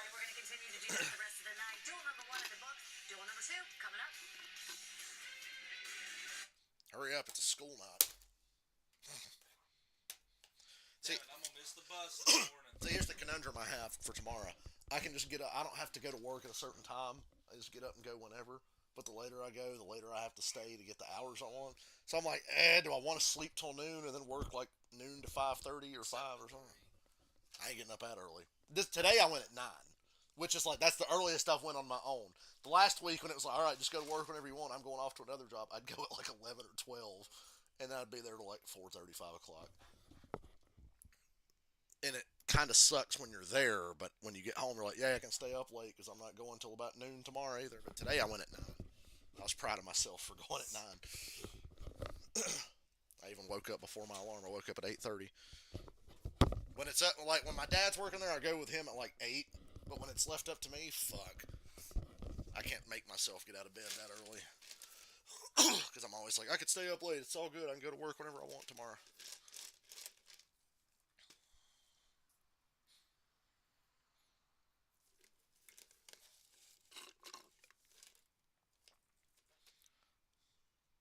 Nobody junked their shit except for poor Hemrick in that first race.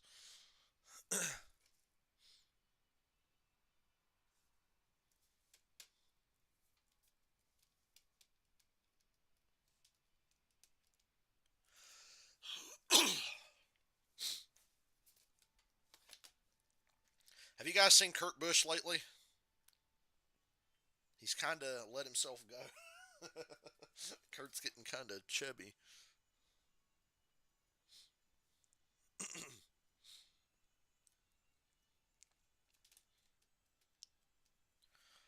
I want to see people on Twitter talking about Jimmy the Juggernaut Johnson.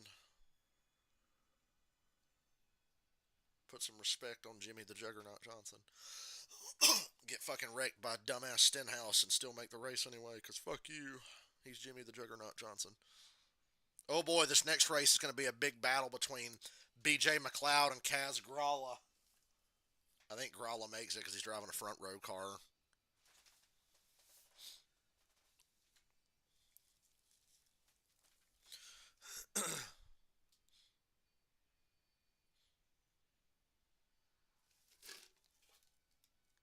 We got 21 more to go. It's duel number 2. Josh Sims standing by with our 2020 champ Chase Elliott, who finished second. Chase Elliott comes home second in duel number 1. What more did you need there at the end to come home with the win? I bet on him. Of course he was going to finish I second. actually thought our Napa Chevy was pretty good. Not a all things fan. Considered, we're locked in from qualifying setup-wise and stuff. So I thought our car drove pretty good, considering everything that you try to do to go fast for a lap. So in the next race, it's McLeod and Casgralla, but if David Reagan finished ahead of both of them, then McLeod gets in because he's faster in qualifying than Casgralla was. But I thought overall it was, So it's all up to what David Reagan wants to do. Yeah. you know, I like guys being locked in on qualifying speed. I like at least one or two Imagine guys. being the guy working the booth going, thanks, Chase. Good luck. so this At has to Chase Elliott happen. finishing second, teammate This person needs to Bowman finishing third. Right there, you got William Byron. He's getting ready for duel number 2. He is going to roll off third in that race. We'll be right back NASCAR Cup here on Series Race Day. champion in the Excuse me. 24 car, ran by I told myself. former number 24 car driver Jeff Gordon. How many commercials are they going to do? Byron. It's William. 24 is the year of the 24. William Byron wins 12 races this year. Look at the fucking crowd of media around Jimmy Johnson's car after the race. What percentage of those people are boomers? 85. The guy in the fucking Hawaiian shirt definitely has to be. 85%. Saw somebody on Twitter, and I can't remember his name, I think it was McGee. He put post a picture and name an obscure Daytona 500 driver that you watched to show your age, and people were saying like Loy Allen. He won the pole in like '93. Mark Martin. Mine was Johnny Benson in the 10 car in 2000. Finished second in an unsponsored car. Mark Martin in the 01. I can't name you year, day, whatever. Mark Martin, the year Harvick came from like 7th to 1st. And just fucking scooted by everybody on the last lap and won. I would say. I think that was Daytona. No, well, no, it Was wasn't. that Talladega? Might have been. Am I thinking wrong? He didn't win the Daytona Dude, this 500. like, I know that. Like early 2000s. Are you thinking of Earnhardt when he did Later it at Talladega? 2000. No. Harvick won this race. Oh, Harvick. But he came from like 7th to 1st on the last lap. Might have been 2010. But I remember Martin leading. And Oh, yeah, everybody you're was thinking excited. 07. 07, They were yes. excited. Yeah, I'd be Like, confused on what was that race. Yeah. Daytona? Yeah, Daytona 500 in 2007. Okay. Matter of fact, for your That's the lap as far back as I can remember. for your entertainment, I'm going to pull up Harvick's onboard camera of the last few laps and show you what it looks like from his point of view. So let me Bring find me to my 10-year-old Harvick. I said Harvick. I remember being a 10-year-old not knowing what the fuck, On or no, board. 9-year-old not knowing what the fuck was going on, and everybody started yelling. These are the last 10 laps. I'm going to turn the sound off. And we can just Clear all around, clear all around.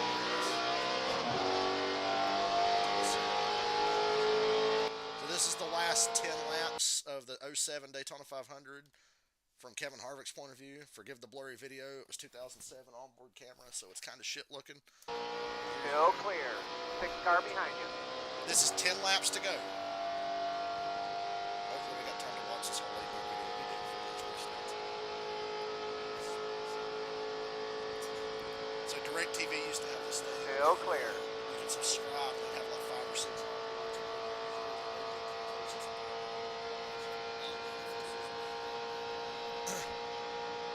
I'm ignoring this. I hate to ignore a Bubba Wallace interview, but I want to see this.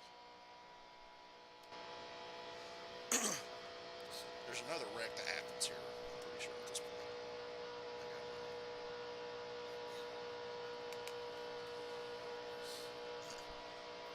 Dale Jr., Ricky Rudd, Kevin Harvick, Jeff Burton, Casey Kane. Still clear. I love that they have Harvick's. He's one.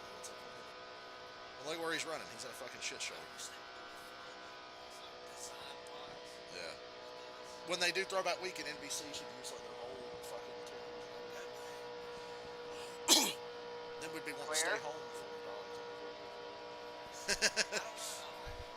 The experience there. I hate we're not going to the spring race, but I'm like, if I have to skip a race, might as well skip spring because I want to go to spring Outside. Bristol. Too for the wide. first time. Outside. Never been to spring Bristol.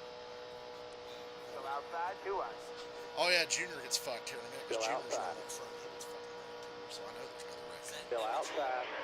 Where? No, that's Harvick. This is Harvick's onboard. Yeah. Outside. You got 2 in the middle. Yeah, you're on Harvick's car. 3 wide. You're in the middle. Ooh, Ricky Red checking up. Still 3. I got so mad. Still I 3. didn't get that mad, but I was like, Still 3. There's Truex in the one. You're going. Still 3. Still 3.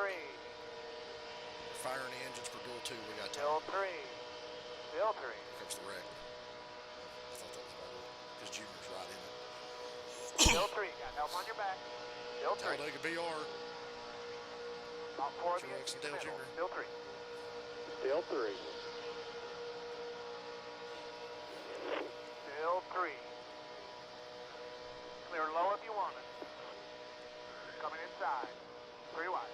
God, there's Casey Mears. Hey, who won the Coke 600 in 2007? Casey Mears. Kyle Petty was third. Fucking race that was, dude. Still 3. Clear high only. Inside 2 wide. Inside 3 wide. Back in the middle. Making it 4. 4 Mike wide. Wallace is 3 wide. 3 wide. You're in the middle. Say Mike Wallace is in 3 wide. Clear high. Clear high. Inside 2 wide. Woohoo! the 09. Got no one behind you right now. That's Jamie McMurray in front of Harvick in the Irwin car. Swinging out top by himself. Elliott Sadler down there. Outside. Pretty sure Elliott was in the 19 at this point. Still 3. Yeah, that is Still 3. Elliott Sadler. By himself. 10th Still on 3. top 10 best average finishes in the Daytona 500. Minimum of 10 starts. Elliott Sadler's 10th. Yeah. Okay, got help behind you, the 07. Oh, Harvick, what are you doing? High on 3. Keep it digging. And look how sketchy these cars are. They're constantly. Still 3. Oh. Oh! Kenseth! Oh! I forgot about that. Clear high, inside only 17 smoking. Oh, Two 7 things. These cars were up on the track, and this is old Daytona before it got repaved. So look how much they're fucking bouncing around and all over the place. Still inside. Inside. I was 13. Clear. Outside 2 wide. Outside. Good running, Clear, good recovery clear. there. Oh, they Clear all wrecked. around. No help.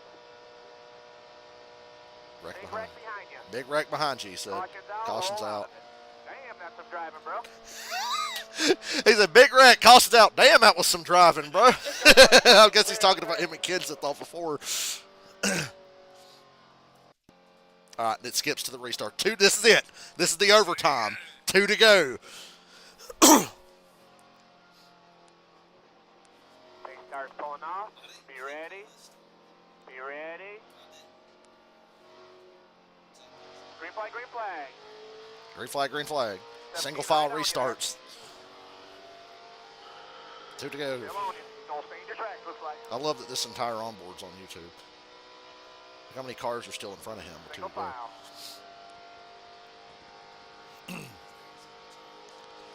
I don't want to say nothing, but I think Harvick back there,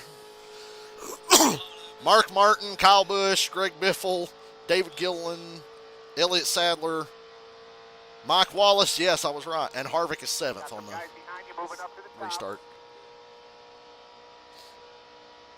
Mikasuki. 17's with you. This Gas run. her up. Going to 17. Use the hill. Use everything you got. Inside. Nah, there's still about 5 up there. Mark Martin's got this shit in a bag. They're all lined up behind you. Keep digging. I got a feeling some dumbass named Kyle is going to cause a big old wreck on the last lap. That's just my gut feeling. Still inside. What are the odds on somebody flipping upside down and rolling across the finish line upside down on fire? You Still think Boyer's going to do that? Keep digging. If I had to pick somebody to do that, it'd be that fucking Clint Boyer. It's only his 2nd year. Got a lot to Still learn. inside. Gonna get a push. Look at Gilliland inching up like, you waited too long, Gilliland. What are you doing? Keep going. Oh, my God. Whoa, Kyle Busch. Come on. And then Mark gets loose right here. Watch Mark. Inside. I got it. Mark, when he got loose right there, that was it. Inside. That sealed his fate. Come on. Inside corner. Harvick ain't even cleared him yet, but when Mark got loose in the 3, that sealed his fate. Right behind you. Do what you gotta do, baby. Daytona. Car on the outside always wins that side draft there.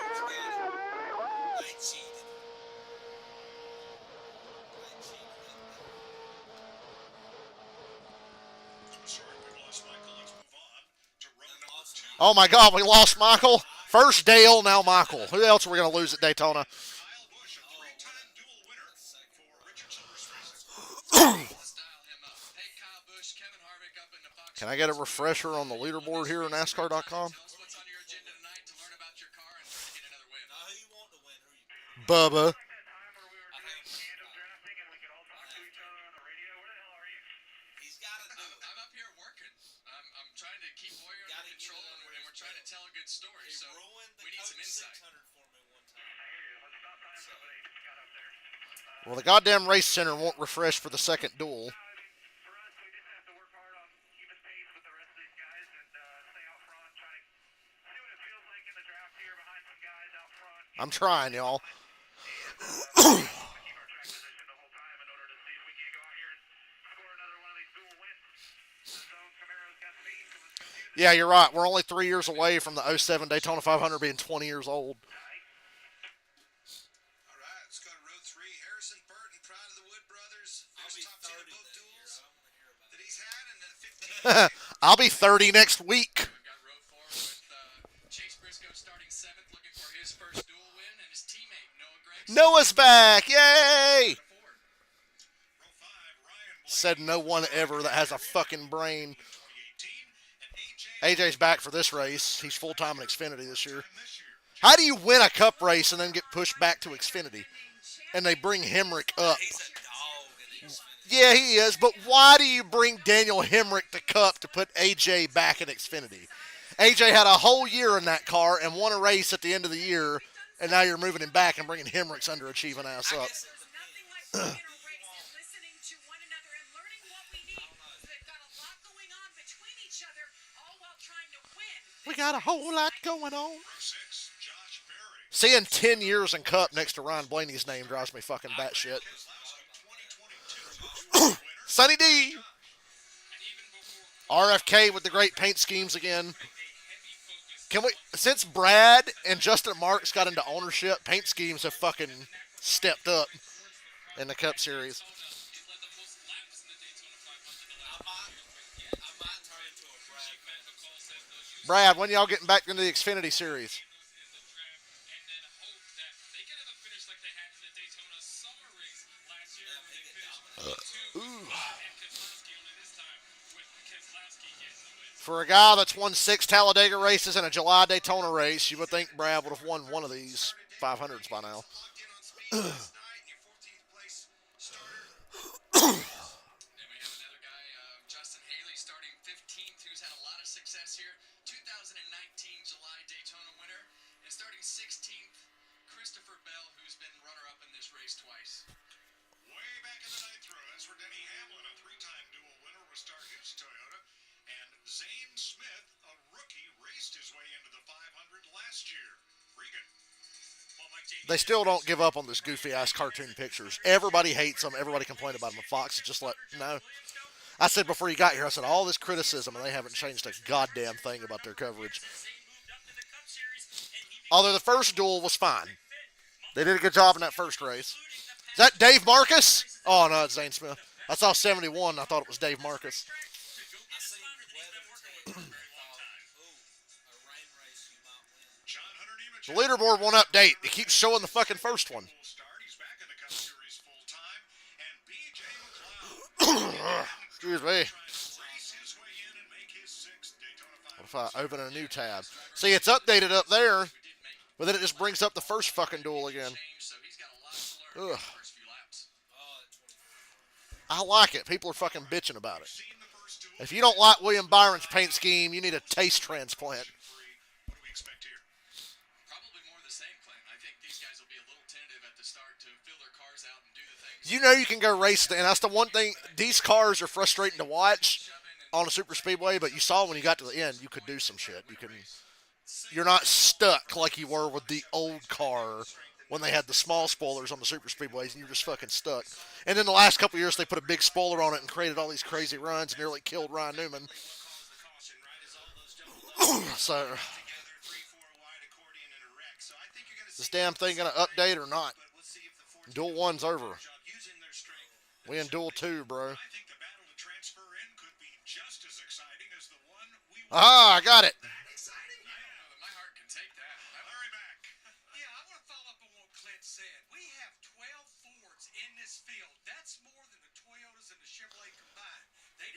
The Roush 60 car being a Cup car is weird. That was their Xfinity number forever.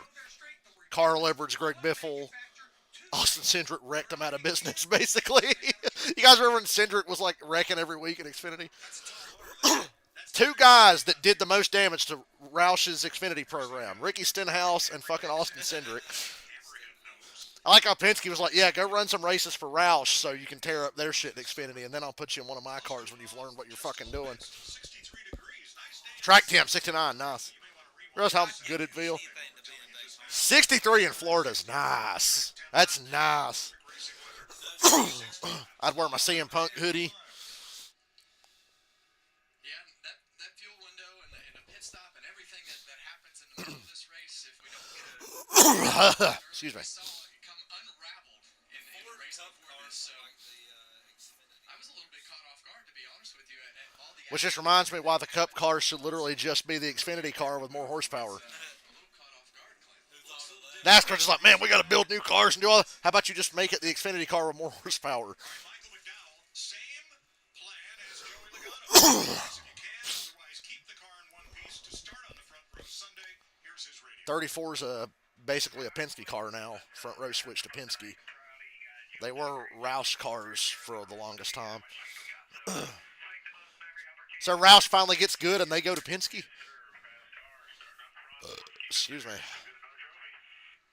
Travis Peterson did get a call out last night. Michael's crew chief deserves a lot of the credit. In a Rick Ware racing car. And it will start from the front row Sunday if it stays clean. And McDowell will the backup car after tonight. I want that big 60-1 Justin Haley bet to pay off Sunday, but learning a lot as we go here. And I think the one thing that I learned in the last race is it looks to me like the Fords didn't handle quite as good as they wanted to. So it'll be interesting to see what the numbers in this race, if that was well, with Daytona and Atlanta, Junior said on his show what happens when Stenhouse and Corey win the first two races this year because it's Daytona and Atlanta. Get that car back to Roger Penske so he can get his picture in the front row. Woo, I was nervous. Was that Rowdy Burns or was that fucking Justin Haley? 60 BJ McLeod in the 78, Kaz Gralla in the 36. Gralla has to finish ahead of the other two or he goes home. Remember, guys, I'll be streaming almost every race this year that I'm not at.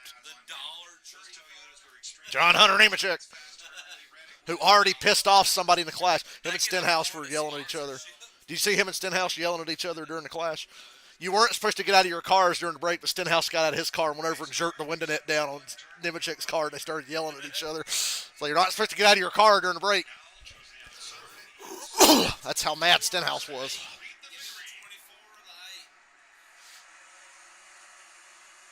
Let me do my boy impression. Oh, Blaney back there in that number 12. He's got that hot rod tuned up, buddy.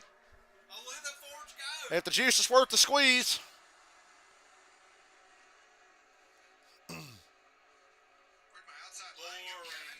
Oh, hell. Look how fast they got single file. Michael McDowell to take off and come down in front of Austin Cindric so that they were lined up. This ain't racing. They're just following each other. Follow the leader. As if every super speedway race in the 90s wasn't literally just single file. Only worse, dude. Go watch like some mid-90s Daytona 500. They get good at the end, but it's really like 5 or 6, maybe 7 cars running single file. Learn the characteristics of some of the cars so that I knew what to expect. I always felt like at race 2 of the Whatever you do, don't go watch the 2000 Daytona 500. You'll never want to watch a NASCAR race ever again. Dale Earnhardt got out. That was the worst racing I've seen at Daytona in a long time. I'll go watch the 2000 That's a great one until the end. If you want 199 badass laps of racing, the 2001 Daytona 500 is for you. Some dumbass from Kentucky fucking wins. And his McDowell, Cindric. Hey guys, take a picture. Austin Cindric's running top 5. It's probably the only time he will all fucking year. So take a goddamn picture. Right now, BJ McLeod is winning the bubble battle.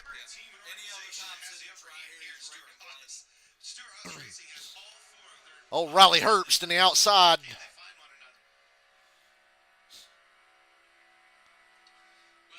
You're right about AJ just being a fucking monster in Xfinity. He's unreal. You go to a road course, you just know It might be a 2-car race, him and somebody else if they're fucking lucky enough to stay with him.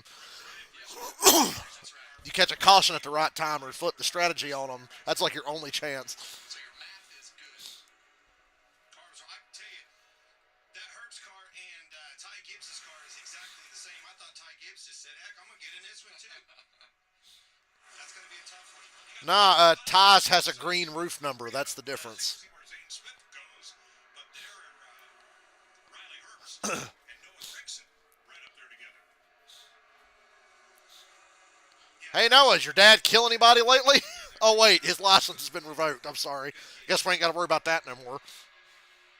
Larry? Michael McDowell. I love how he always emphasizes the Mac. Michael McDowell, Jamie McMurray, Larry McReynolds. His is actually Mac. There's an A in it. Everybody else is Mick, and he's just like Mac for everybody. Yes, sir. Come on in. Yeah, welcome to the big boy table, right? Kyle Busch makes the first move. William Byron mirror drives. William Byron and Kyle Busch changed lanes there to try to line some of those Chevys up together at the front of the line. I think Anthony will be able to come hang out Sunday. I'm going to bug him about it. He's going to be forced. I saw it. Ooh, McDowell making the first big move, pulling up to block a lane that had to run in the middle of the corner. Michael McDowell has raced to Daytona for 14 Penske cars on the bottom. It's Cindric, the first time he's led a duel. Harrison Burton. McDowell sees that. He goes back to the bottom. You got like 5 Fords behind you, McDowell. Stay on the bottom. You know the Fords are the best cars.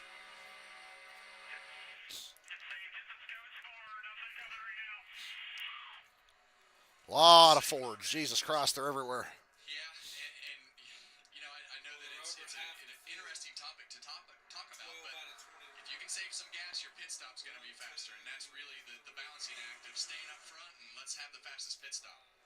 Yeah, it really isn't about just getting to that lap, getting to the number. There's literally only 5 Chevys in Play this in race. effect, but Yep. it's about that pit stop. It's weird how the duels work out. We'll have like races be lopsided. William Byron, he's the lead car. He's actually Well, they have the advantage in the first one, so. the speed of that line and letting the second place car of Kyle Busch really push him forward and try to make him do all the work. Look at the 8 pushing the 24 at Daytona. Kyle's 100%. Being that second place car, you have a lot of responsibility being that second place car, trying to stay as close as you can. And when you're able to push that lead car out there, and If Kyle wants to win it allows your Sunday, line to he's start gonna gaining have to speed. move And as the leader, the second place car will push you out there, and the leader will drag the brake or let off the gas a little bit to try to keep that distance as close as possible to keep dragging that line forward. Bubba's McDonald's paint scheme's a lot better this year. Looking back here in the pack a little bit longer. That shit was just a ploy to try to trick the fucking optical scan for pre-race inspection. Keeping an eye on those numbers like we saw in the first two. I'm so glad. I'm not glad that Chase broke his leg and Bowman broke his back, but at least it got Josh Berry some track time last year. Why is he half throttle? Well, with all the air and the Yeah, because I might put that goes on a with few these bucks cars, on him he at can just try to Phoenix. keep a steady gap and hold that thing. He's got. I think they got a lot of work to do. I don't know, he ran good in the night. I think Briscoe might have a good year. I think Briscoe can bounce back this year. He's going to have to. If Briscoe doesn't have a good year, Stuart Haas is fucked because I don't think any of the other ones are going to have a good year. I think Barry might be good at the end of the year. He might be one of them guys that struggles all year and then gets hot when it's too late, a.k.a. Eric Jones every year. Eric Jones the last 2 fucking years. Yeah. I won Darlington, but we sucked the rest of the year. Remember, Darlington's not in the playoffs this year. It's the last race before the playoffs.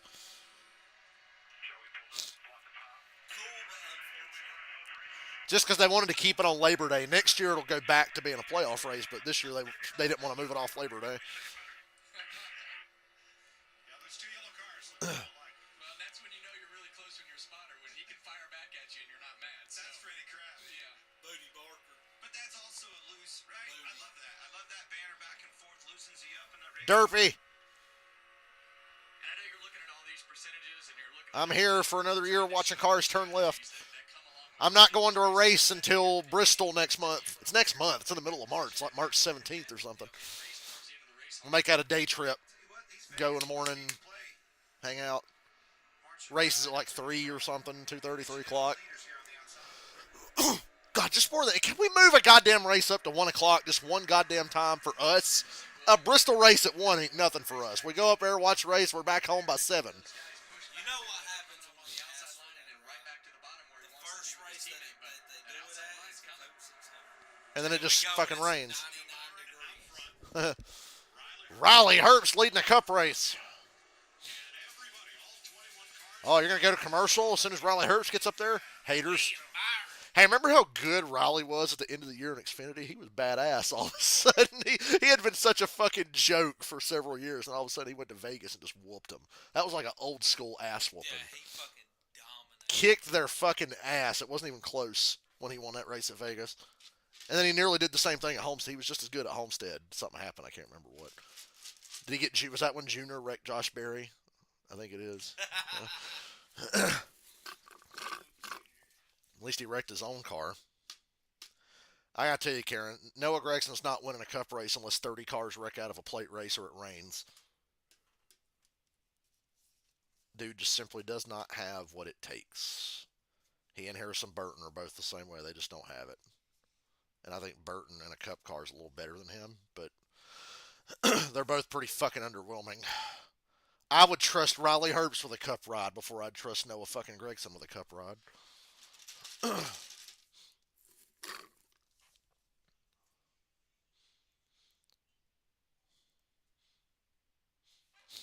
But Daddy's a rich alcoholic, so Noah gets to play race car driver. That's Clint Boyer's gimmick. He's the one who runs people over. He got that from Tony Stewart.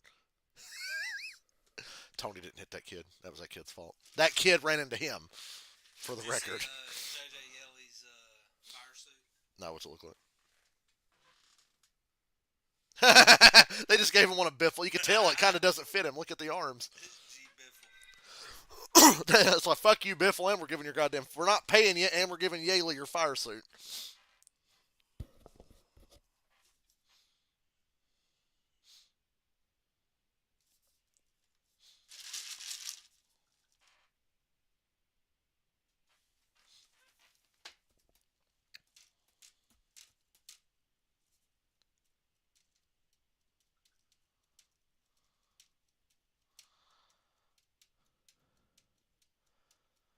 Maybe I could talk myself into getting to work by 11 tomorrow. That won't be so bad. Work 11 to 4 or some shit. Paint those stupid fucking pickets. Tired of painting pickets. But I'll do it.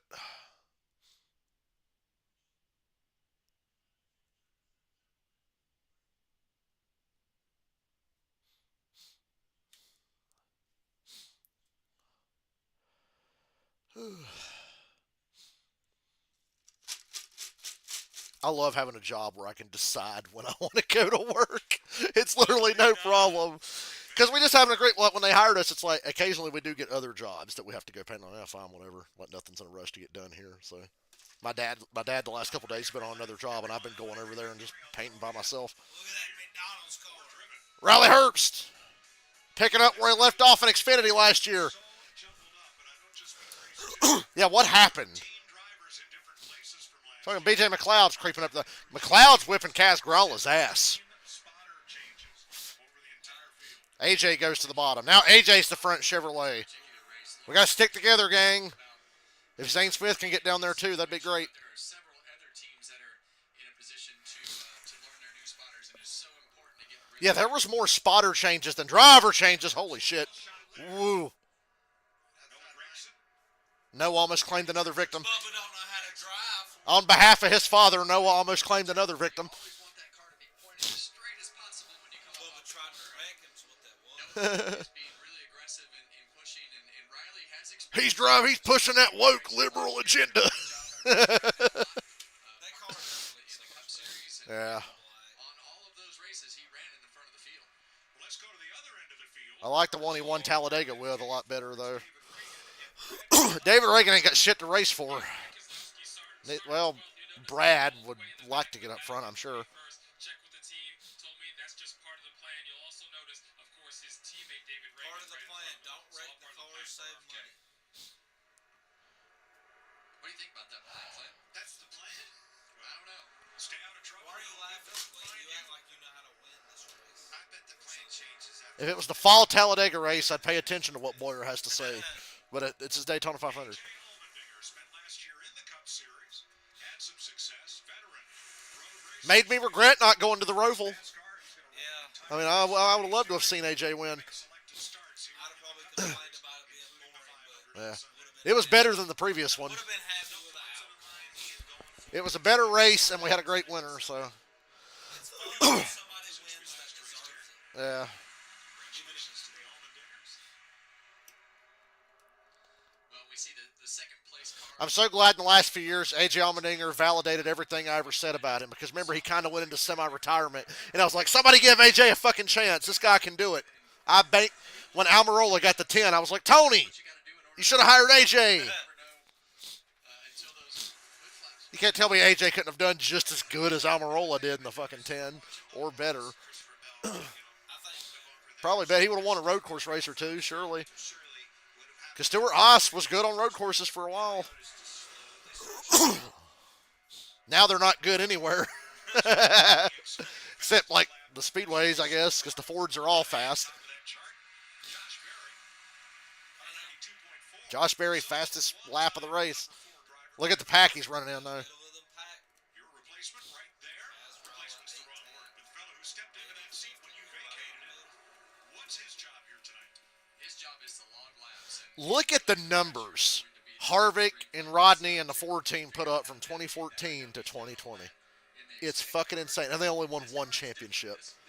The fact that the Ford only has one championship is insane. 9 races. Slipped on a wet racetrack at Texas and hit the wall, and then ran like shit at Martinsville, and Chase won the race, and that's what knocked him out.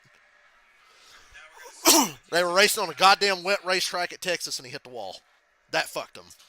They could have overcome Martinsville if they didn't get fucked leading the race at Texas. Yeah.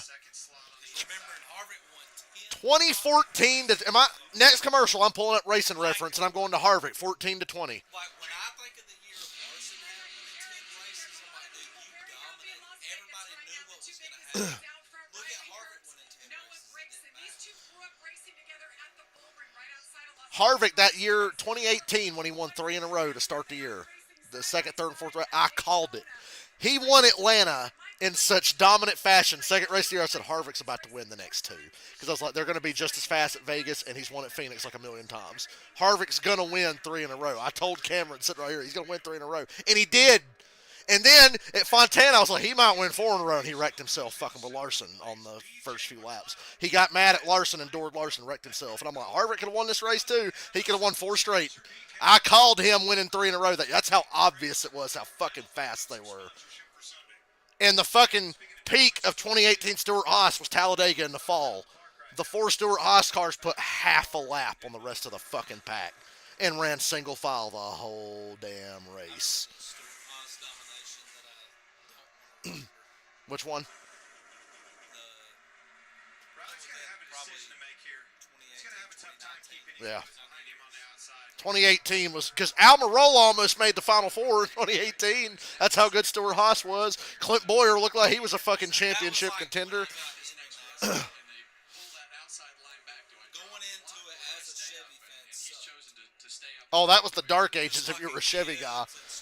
Hendrick was dog shit in 2018 except for Chase late in the year. then like Hendrick started dominating, and now I'm like, I don't give a fuck. It's funny how that I'm at works. that point now where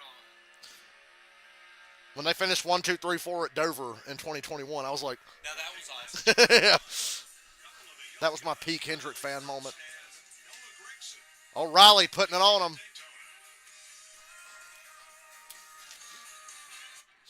And I'm fucking thirsty. And I've ran out of Coke Zero. Go back and get me another Coke Zero. Dylan grabs his keys. Oh, got a Powerade. It got so cold in this house earlier. I put my fucking CM Punk hoodie on. It was so damn cold. When I got home from work. You didn't put the Kiss robe on? I like the Punk hoodie and the Kiss robe.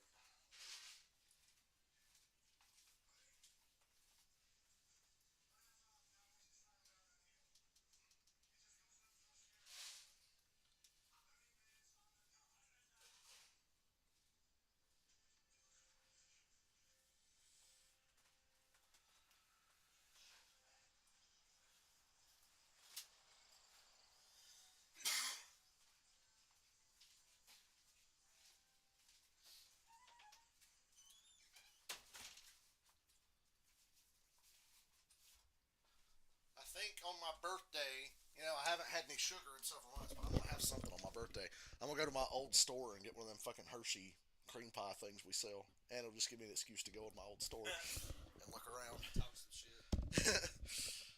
God, if I saw a customer that annoyed me when I worked there while I'm there getting my shit, but you know what, you really pissed me off. Asking them questions. Hey, you know where that is? You got any of this? Y'all sell balloons? Y'all got that? When y'all getting this in? How you doing? Fine. Leave me alone. I caught myself. I gotta tell you guys, I went to Walmart the other day and I caught myself doing. I can't believe it was like instinct, Dylan. It was like something came over me. I walk into Walmart and I'm walking down one of the aisles and I saw some shit on the floor. I picked it up. There was like some shit that fell off the shelf and I went over and picked it up and I was like, "The fuck am I doing?" It's like Dollar General instincts kicked in when I was at Walmart. Some fucking like shower curtains fell on the floor and I picked them up.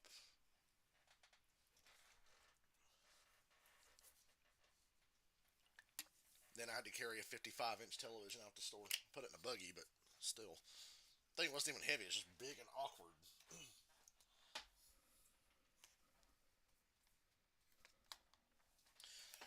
Bubba Wallace currently has the highest average finish of anybody ever in the Daytona 500. He just doesn't have 10 starts, so he wasn't on that list earlier. It was like minimum of 10 starts. This is like Bubba's 7th, I think.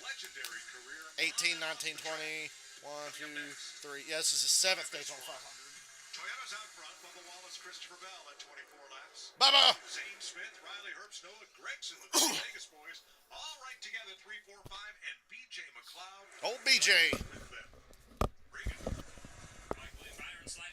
Yeah, I remember the end of last year when everybody was winning their hometown first time race. How is the 36 this slow? His teammates are McDowell and Gilliland.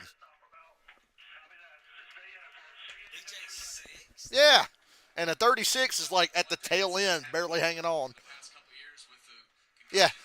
Casgrala is just hanging on to the end of the draft. They tighten that head foam where you have a minimum clearance that you have beside your helmet. So a lot of these guys are in the car for the first time, feeling that out under race conditions, and sometimes it makes you feel a little bit claustrophobic sitting in a position. What's claustrophobic? He said Costra. BJ's got this shit in the bag. He said claustrophobic. Zane Smith, third on the outside.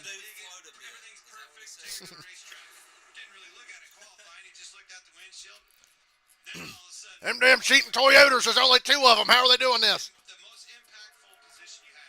Now there's a few in this race. There's fucking Bubba, Bell, Hamlin, John Hunter. Big reasons that you want to run in this race and do everything you can to try to race it like it's going to be the Daytona 500 to It is get funny all to those think bugs all worked out, these whether it's handling or Fords mirrors or whatever it is. Now in look at your the big top guns here. 5 is A mix. Byron back in 9th. Kyle Busch in 11th. Ryan Blaney, the champion, 15th. Denny Hamlin, 17th. Brad Keselowski way back there. Is this a case of the champs letting the boys play out front for a while? I'd say a little bit, yeah. That's what I see. If you think Brad Keselowski couldn't be up here if he wanted to be, you're crazy. David Reagan knows what he's doing too. Turning lap 28, coming up 28 here. The 21, Harrison Burton, the 21's fast every year no matter who's driving it at Daytona. And that's going to shake everything. Fucking hey, Trevor Bayne won the Daytona 500 in the 21. How hard could it be? Trevor Bayne was so fast in the 21. Jeff Gordon in a Hendrick Chevrolet got to him in the garage and said, "Hey, work with me. I'll work with you." That was back before they were so totally committed to manufacturers. Jeff Gordon went across the aisle to a Ford and was like, "Hey, you're working with me." And then Gordon got taken out like 20 laps in. Unbelievable job to get that thing up front. BJ is It's awesome to see that. He's living fast. Guaranteed in every race. Unsponsored 78, fast as fuck. He's raced his way up there. Left the 36 in the dust, who he's got. That's the only car he's got to beat. Very good businessman. Love to hear we had him up in the booth during qualifying at one race this year. Gave a great explanation of how you try to make it. From far away, Zane Smith's car looked like Denny's. From far away, I was like, "I didn't get old. Never mind." And the one thing that I will tell you about B.J. McLeod is every driver in this field likes him because he is a And genuine it ain't good like guy. he's got He loves speed racing. pushing So him. He's when got it the comes down to, 51. I gotta make Yeah. a choice to push, there's gonna be a lot of guys that want to push B.J. McLeod into this race.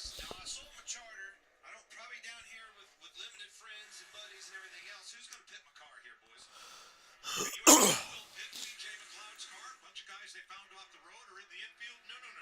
Hendrick Motorsports is providing. I got a Hendrick pit crew for the 78. Yep.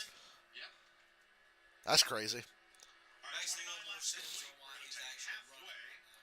And you'll see it all. I love Rick Hendrick because even though you have to pay for that shit, Hendrick in the past has been like, here, take this for free.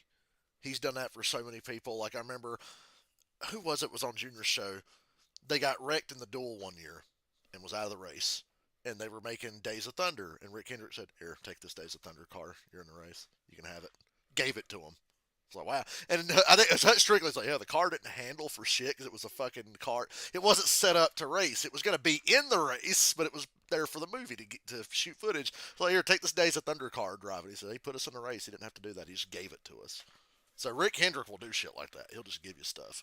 When Brad Keselowski drove the 09 for James Finch, Rick Hendrick gave that team shit all the time. Would just give them cars and stuff. Just out of the kindness of his heart. Keselowski was driving part-time for Hendrick, part-time for James Finch. So Hendrick's like, here's a bunch of shit for Brad when he's in the 09. And they won a race. That was Brad's first win, was in the 09. Driving part-time. Brad was a Hendrick driver. He was going to be a Hendrick driver, but then Mark Martin wouldn't fucking retire. He kept coming back and coming back. And it kept, Brad had to wait another year.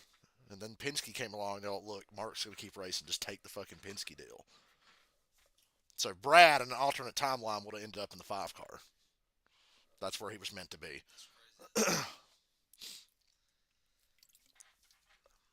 Rick Hendrick's one of the best people in racing because he's fucking rich and doesn't mind helping other people out. Joe Gibbs. Well, Roger, they got a lot of fucking affiliates, like the 21, the 34, the 38. Those are all basically Penske cars. Yeah. Joe Gibbs, they were, the 78 team was buying their shit from them, and then Truex won that championship. Oh, hold on a minute. You got to pay me more money now if you want to keep this going. He priced them out of existence and stole Martin Truex because Truex and the 78 were kicking their ass with their own stuff.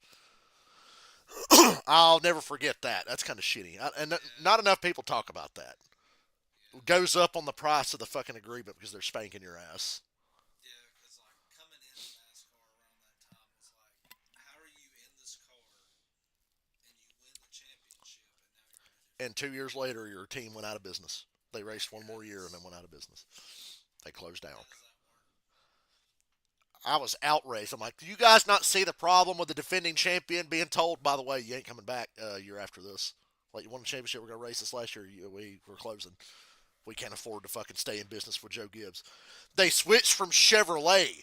2015, they made the Final Four in a Chevrolet independent team. They made the Final Four and switched to Gibbs and then get priced out of existence for it.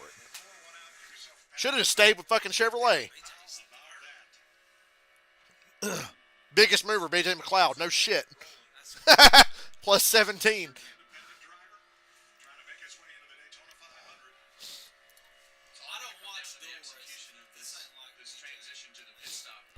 Yeah, they've been here every year, and they've never had... The 78's never been this good.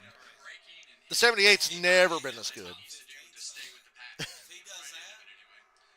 Think about it. It's possible this happens. The last 3 or 4 Daytona 500s, over 35% of the field's been wrecked out. There have been 2016, almost the entire field finished. Who's dominant if the whole field's left running? Because it's usually a shit show, and who knows who the fuck's going to be left at the end. But like 2016, almost every car finished. Ever since, it's been a fucking wreck fest. Yeah, the big manufacturers will obviously gang up and fucking dominate. There are kids out there that have never seen a Daytona 500 where almost the entire field finishes. It's possible, believe it or not. And that's why we run the race. You got to get out on the racetrack to see what you have. You can only go through the CFD and the wind tunnel and all those things so many times. The racetrack tells the tale. Bubba has controlled this race for a good little while. In the dual races. Before this evening, he's been out front for 14 circuits right now. 7 for Riley Hurts, 6 laps left for Michael McDowell. Jamie. Michael McDowell started on pole for this race, and he led 6 laps, but he's been slipping back, and he's been radioing to his spotter, tell the 2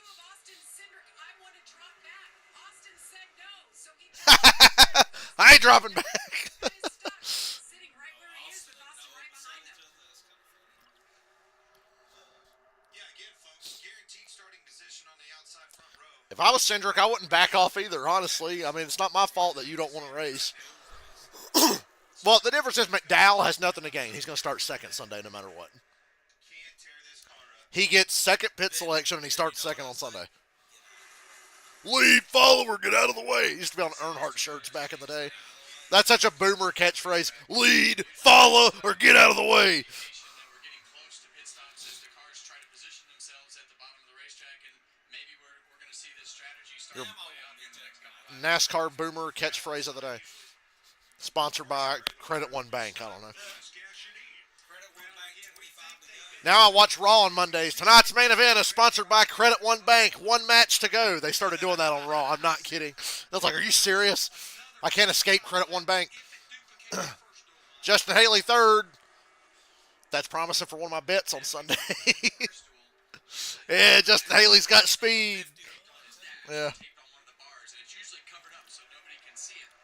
Rick Ware, Justin Haley said he took that ride because they're basically a Roush car now. People like, Justin Haley, you signed with Rick Ware? He said, no, I know we're RFK cars now. 51 was like independent, basically. Now they're RFK.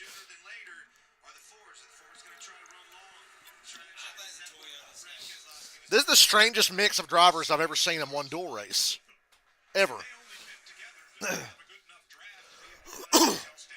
Anybody going to get killed trying to get to pit road? It's an interesting conversation because of the fact that they do have so few numbers, but they have a lot of speed. I think he was reaching over to Justin Ray right there. It's telling me he's getting ready for this pit. Remind you what happened in duel number. Here's where Truex nearly fucked the whole Toyota brigade in the first duel. Austin Dillon, yeah. I saw somebody almost hit Gilliland in the first race. Toyotas tried to get everything situated so that they were all on the same page, and in the end they were not, and that's what caused all the chaos and tore up a few cars and got everybody all mixed up. Now, there are 4 Toyotas in this race, but 2 of them, Hamlin and Nemechek, well toward the back, while Wallace and Bell lead. There are 5 Chevrolets, 2 together and 3 further back. The rest of the field are Mustangs. All day.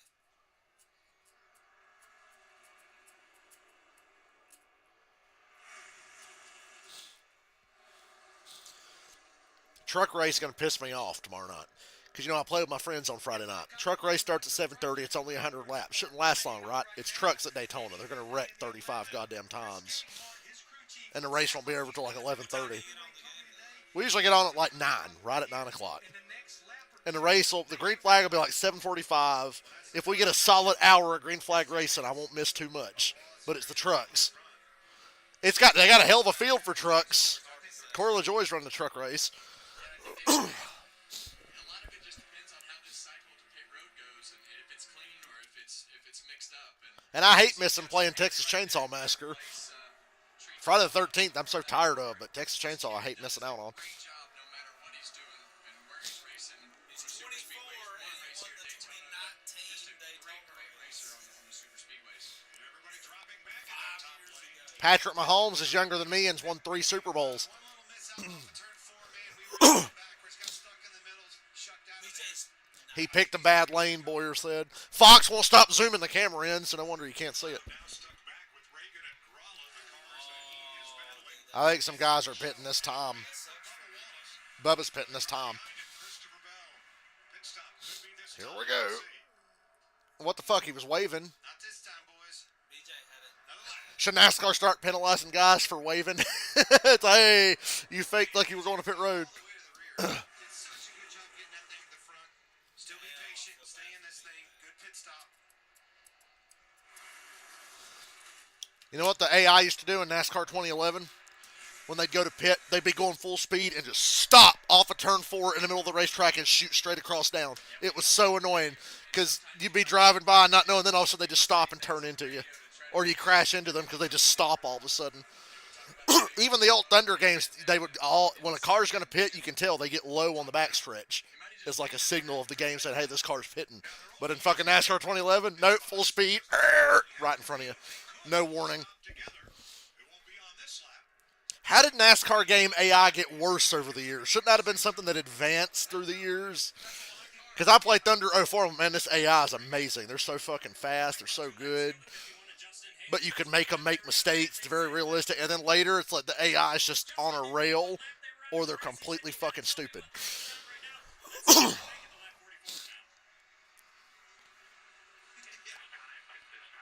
Pit this time. Pit this time.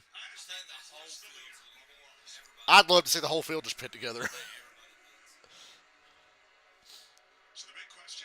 All right, who's getting junked here when they all start fucking trying to get to pit road?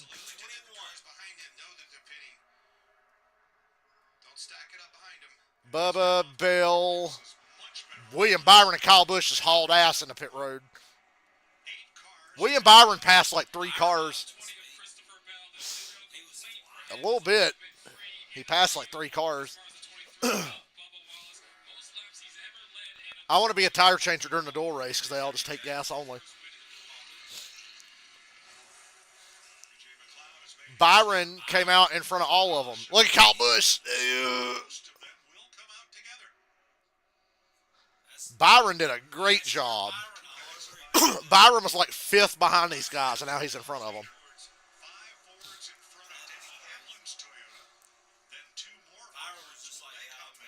Here come the Fords. Most of them. Burton, Blaney, Keselowski, and David Reagan stayed out. Oh, McDowell. He might have to change tires if he flat spotted the left front.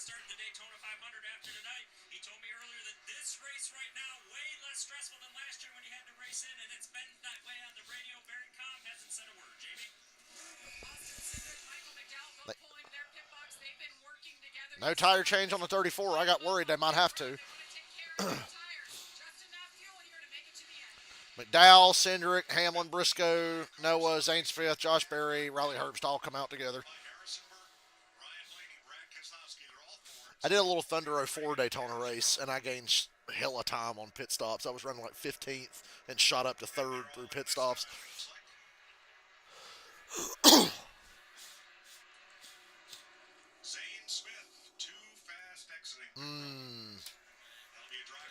Sucks for him. McDowell's going to be the leader, it looks like, depending on if the 24 gets by.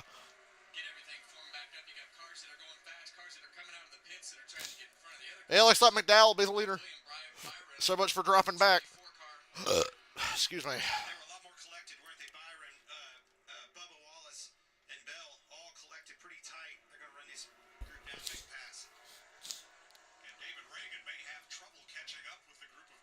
I think Byron, well, I said Byron was making a mistake, but Kyle Busch followed him.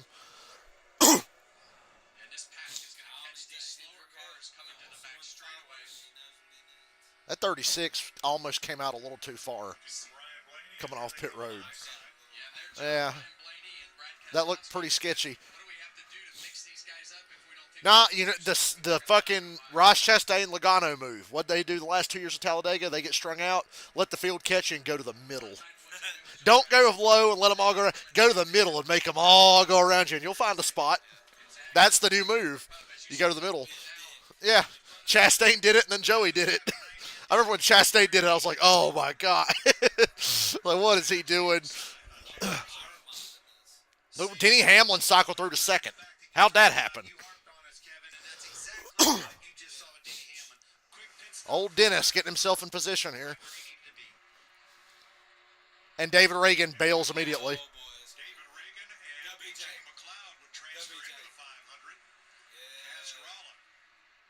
Cascarall, that 36 being that slow makes no sense. How'd your teammate qualify outside front row and be leading this race, and you're running dead last, basically? I'm glad the field didn't get totally strung out.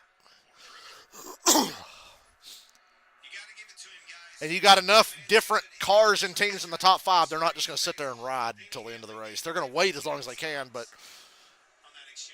you got a mix of cars there. And there's a lot to that. It's getting to pit road. It's getting into your pit box. But the biggest key to that is, like you talked, saving that fuel at the back of the pack and running half throttle just allowed that time to be so much quicker. And now he's in position to have a chance to win this race. I just want to know what the hell Denny did different he gained so much time. Just didn't put as much gas in. Yeah. He didn't.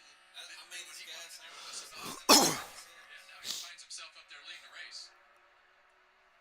Kyle Busch will be side by side with McDowell here in a few. Oh, never mind. Oh. Uh-huh. Uh-oh. Let him in! No! Oh, you just killed Good your brother-in-law. God, that's the whole damn field. You just killed your brother-in-law. Literally. Why are we doing this? And just like last year, Blaney gets in the big one. He all right? Yeah, he's all right. Probably sore as fuck, Byron but done that intentionally, he didn't do it intentionally. I don't know if I could be a fan of He him. made the move. Byron made the block. Kyle Busch got a lot of damage. He don't look like it. Started tank swapping and it was gone. Kyle's cycling the car to get it fired back up. Noah Gregson, Blaney Blaney's okay. walks away from his car. Ah, almighty, that didn't need to happen. Safety crew quickly Fucking Riley got in that. It's amazing how I'm a Riley Herbst fan all of a sudden after last year. early. That's a big shot for Blaney. That was a hard hit. This early in the damn year, for sure. That's a hard lick anytime. BJ's got a right front down, but that's all he got. Haley's got damage. Damage on his car. Cloud's the one Bubba was in it. I didn't see how much he got hit. He's rolling pretty good. did not. So David Reagan, who is guaranteed into the race on time, unless of course he races it. That was dumb. Now, then Kaz Rowe. Noah Gregson out. Show me a replay again. At least half a dozen cars involved here. Kyle Busch. Kyle Busch got out of his car. I guess it was tore up worse than I thought. Or he's just done and doesn't want to wreck again. Don't count him out though. That's 2 years All ago right. on these duels. All right, It starts with Byron and Blaney. I saw. It starts with the Blaney behind William Byron. He goes to make a move. Cindric, yeah, look, they see the run from Kyle Busch. Blaney goes up. Byron goes up too. Blaney changes his mind. Cindric goes up.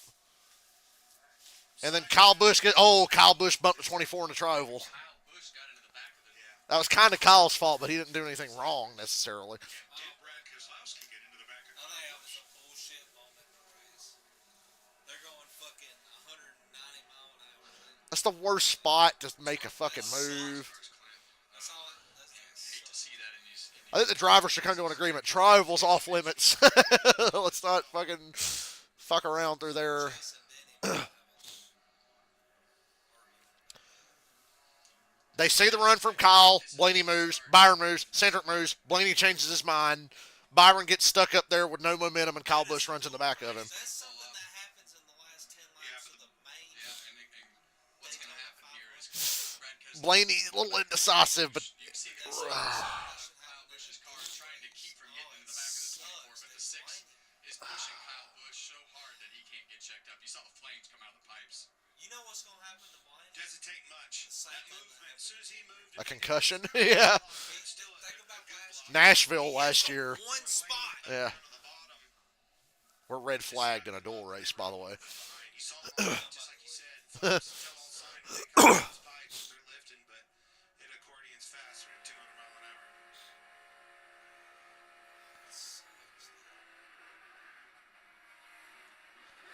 I wouldn't have made my move that early and in that spot of the racetrack. It's easy for me to say that sitting here, though.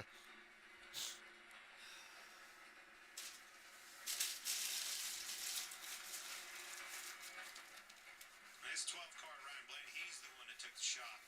Yeah. Of course. He didn't do anything wrong. He said, you know what, I'm going back to my lane. And then he got fucking smashed. Right rear got into the wall. Something like that. So who's driving the 12 car on Sunday? No. He'll be all right. One of the hardest hits that you can take in a race car when you get turned in the middle of the straightaway right in front.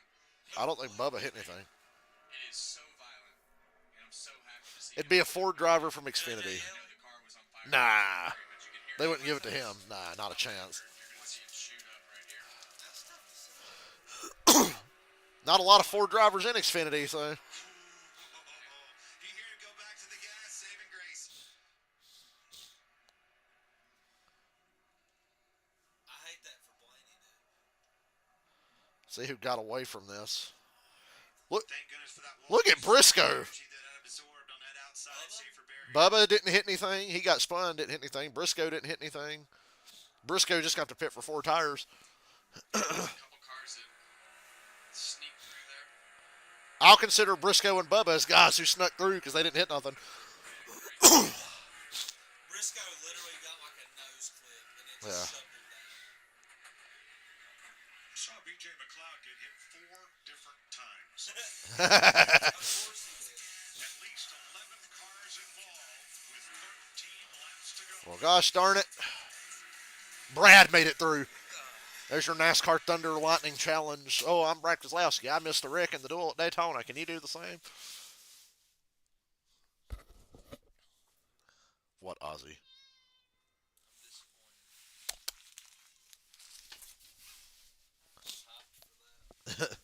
Probably still be a good finish. Of course it would. Might see 2 more of them. I just don't know why you'd make your move that soon. And in that part of the racetrack. Too many big names involved. Yeah. What? He's like, open a fucking door, man. Well, I told you last time we stood one. Time's the race Saturday. 5. Gotta work, so. Yeah. Race at Sunday's allegedly at 2 or 2:30. Allegedly, but, you know, weather 50-50 right now. But I think it clears up Sunday evening. Probably a night race. I might try to see if I can work by 5 Saturday. Yeah. So I'll see you later. Dylan's gone. I'm still here. That was just a lot of indecisiveness there. They saw that run coming from Kyle Busch a mile away, and everybody wanted to get in front of that motherfucker. And then Blaney did the right thing. You know what? I'll just stay down here. And he's the one who gets wrecked the hardest.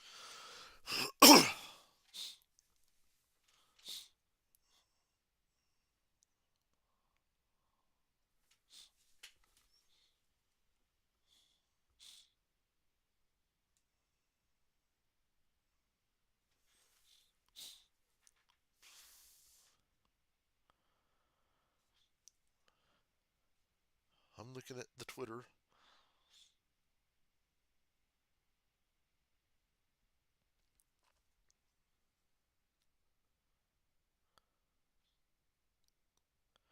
That was really nobody's fault. Nobody meant to do anything there.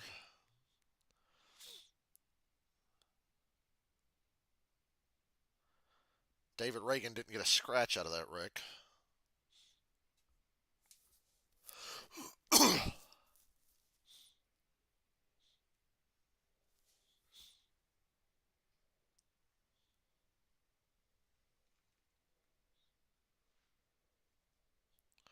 It was the big one. Guess I won't get my 3rd straight second place bet tonight. Now that Blaney's out of the race. In the collision, some of which are on the rollback and headed for the garage. A lot of cleanup between turn 4 and the entrance to the trioval. We'll get back to racing just as soon as the track. I thought BJ's car was all right for all the, hitting around he got there. I thought he just had a flat tire. On FS1 after the race, the premiere of the Fox Sports original documentary I Am Kevin Harvick. Let's have a sneak peek. This is my favorite question. My favorite question is, what if you'd have changed this or what if you'd have changed that? Do you accomplish the same thing? Do you win the same amount of races? Do you retire 10 years ago? I don't know. Look back at Kevin Harvick's legendary career. When you look back at everything that took place, He began his career in the shadow of a legend. if we'd have struggled the first year, it could have been a short career. I mean, it could have easily gone that way.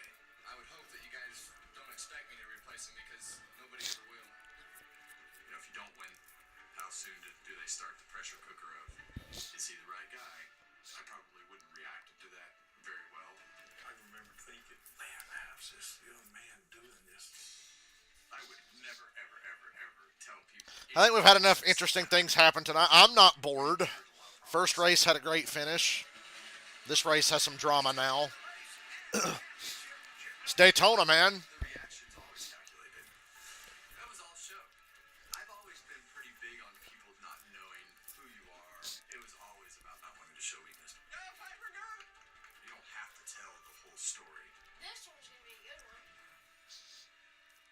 share something, it's going to be worth being shared. The California kid, Kevin Harvick.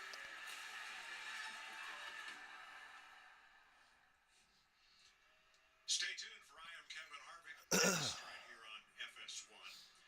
We all know how you made your Cup Series debut after we lost Dale Earnhardt here at Daytona in 2001. But I think what most people don't know is you were scheduled to make your Cup debut anyway at Atlanta that spring for Richard Childress. Well, it's been a lot of fun, and you are correct. I was supposed to drive the number 30 AOL car in my first race at Atlanta, so it's interesting and crazy how all those sequences of events played out. But what a piece that we were able to do with all the old footage and some of the things that we found on old VHS tapes and things that they put into that documentary and go back to I'm gonna set this documentary to record. and tie all that stuff together with where we are in life now. So it was a great journey. Wouldn't trade it for much, and was very fortunate to have some great results to go with it. Can you believe you beat Jeff Gordon that day? Because I know Jeff Gordon still doesn't believe it. Yeah, you know what I can't believe is that we're up here calling a race together, and you called my first one. It was quite a day. Oh, that means he's getting old? Is that what you were just saying? That was a different. Here's what I love. Everything in here is an old guy joke. My favorite part of that whole thing is how you transferred from this angry young man to the guy. Angry young man. I was at Bristol a couple of years ago. He still looked pretty fucking angry when I was sitting at Bristol in 2021. It was a good show. I don't know that my body will permit me to do that anymore. All right. No, I thought you were big Mr. fucking MMA fighter, Kevin Harvick. Ryan, what happened there from your perspective? I have no idea. I saw the replay and it looks like a terrible push once again. Gets me right reared into the wall. So I don't know who it was, who it stems from. God, Brad. Okay, we really can't blame Kyle Busch. Brad was pushing the hell out of Kyle Busch there. Daytona and racing cars. So get pretty sick of getting right reared by someone's awful push. So it's unfortunate we got to build a whole new 500 car. But Manifest Menards Peak Ford Mustang tonight. Just shame it's ruined by someone else. Thanks, Ryan. Ryan Roca. Ryan Blaney mad makes me nervous because he's very calm when he's angry. Care Center. Now he was talking about Brad Keselowski getting into Kyle Busch. Here's Brad's radio. From what I could tell, Brad, in front of you, the 8 was moving up the track a little bit, and the 24 was coming down. And when he hit him just a little bit, it instantly turned him. Copy, I didn't know the 24 was in for the half a foot gap, but when they started all checking up, it just all crumbled quick. Oh yeah, remember there are no overtimes in the duels, so if this race were to run out under caution later, that'd be the end. In that line, your position. Just worth reminding you. He was doing his job, and you know when you see Brad, who's here behind the 8 car, he's doing what he thinks he's supposed to do, and the spotter should be telling him that half a car on Look how him. fast they're catching. Yeah, and you see the flames coming out of the pipe right there. Excuse me. And the same thing out of the 6 car. It's They got a camera on Kyle Busch watching the replay, and he just looks fucking miserable. you gotta push, and the spotter. Kyle Busch got wrecked by Keselowski. What year is it? What that gap is in front of the car that you're pushing. This ought to be good. From the Infield Care Center, Kyle, what happened there from your perspective, and what did you see on the replay as well?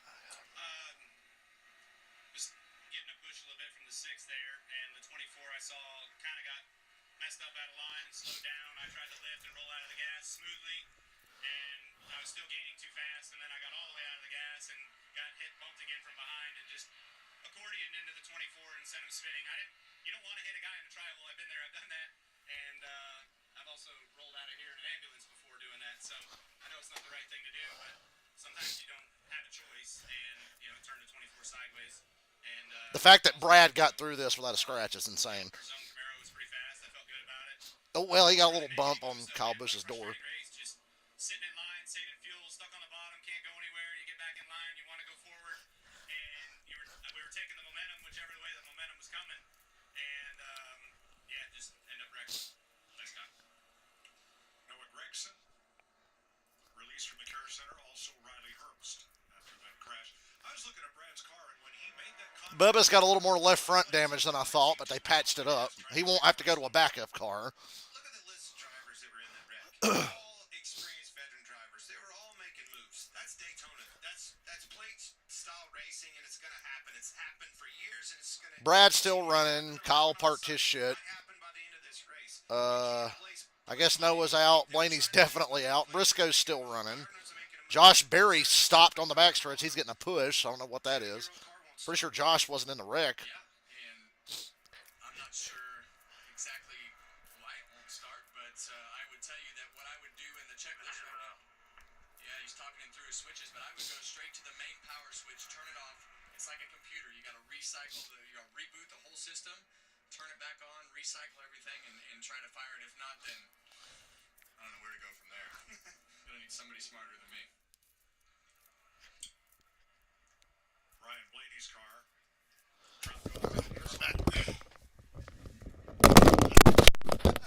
This headset will not stay on this fucking shit for nothing. Both from our camera there on pit road and from on board. Oh my gosh.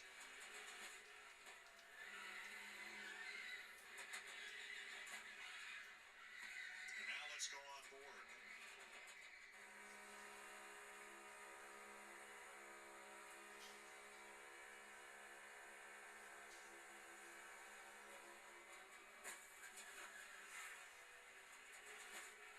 So fast.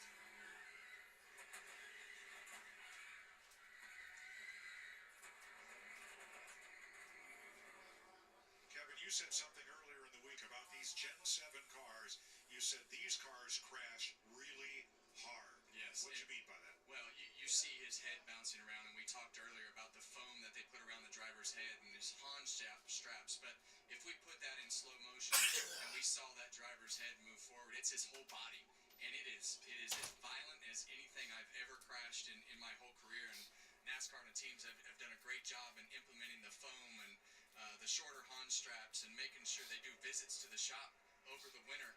And as we slow this down, we want you to This just Blaney in-car camera's going to make me barf. Ugh. And that's why those headrests are so long. You see the seat move. You see the reason that headrest is so Shitty headset I got. like that is to keep his head from going outside. You see his head impacting the foam. And as a driver, I mean, it happens really quick, but it is so violent. Did a good job letting go in that steering wheel. Look how close he is to the steering wheel, though. With these Fucking chest cavity's almost in it. all doing their job. It used to be we saw a lot of rib cage injuries with the old seats, but now we're seeing drivers with shoulder surgeries in the off season. Extremely, a lot of science went into these cars, a lot of safety, but these guys are tough. Yeah, Denny Hamlin had shoulder surgery He had here last year. in the off season, These guys are tough. and we're still riding around under caution for some reason. They work out, they train for these. The kid's physically fit, he's a champion, and he'll be ready for Sunday. And that's why you train. Wasn't it the Xfinity Martinsville race where he ran around under caution for like an hour and a half, And this is and I was losing my fucking mind? stretching and everything that you do is for those huge, massive impacts like that, so that you don't have the injury to go along with it by being out of shape and not being flexible. But that is as big a hit as you're going to take that Ryan Blaney just took.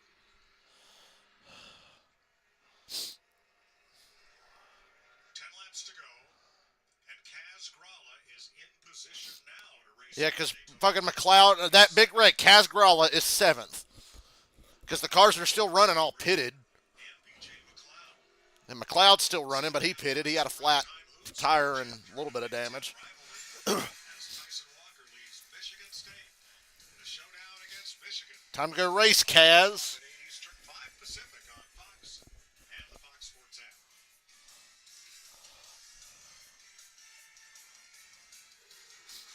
21 cars started, 16 remain. Half the cars involved in that collision are off the track. Well, let's talk real quick about backup cars. And usually, I know with Stuart Haas Racing, there might be one backup car in the trailer, but usually in a situation like this, the car, one of the extra cars, when you're at the extra cars will come from the shop that are semi-prepared to come down to the racetrack. So they're Going to be a long Friday and Saturday for Team Penske. maybe not in the hall. Hopefully they don't lose Cindric here in this next deal. Logano survived the first race. That was told. Harrison Burton's still running. Let's hope Cindric's car stays in one piece. We're coming to the green here. We'll have 8 to go. Restart, Michael McDowell, Hamlin, Cindric, Bell, Nemechek, Keselowski. Here's some audio from Team 11. Make sure the 42 knows that he's a very important part of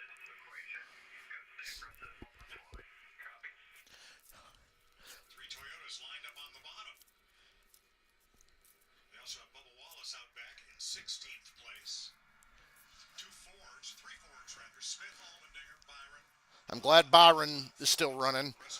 He's talking about is the responsibility of that third place driver to maintain that gap as close as possible to second. The second place guy is the one that is responsible. 8 laps. Do they wreck again? The first place cars. Look at how many cars chose to line up on the outside compared to the bottom line. That's insane. Responsibility in their gaps. There are 4 cars lined up on the bottom, and that's it.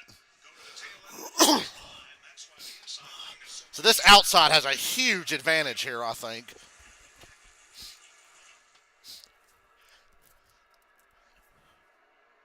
Good push on the bottom, but will it last? Outside didn't get going as good as those 4 cars on the bottom. This gives Hamlin a chance to clear himself if he wants. There's so few cars on the bottom. Now a lot of cars move down. Yeah, stay on the bottom now. Great push from Bill to Hamlin. Oh, big run from the 34 here. I knew Hamlin was not going to block that run. He's really smart. Cindric shoving like a madman. Cindric ain't done shit in a long time, especially in a cup car, so he's going to bust his ass to try to win this, I think.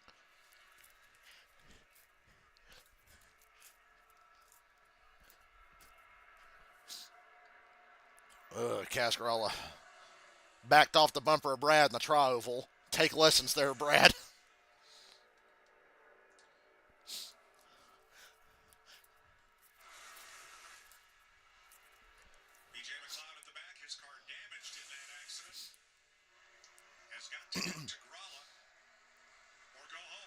Still a nice little pack here, 2 by 2 from second on back.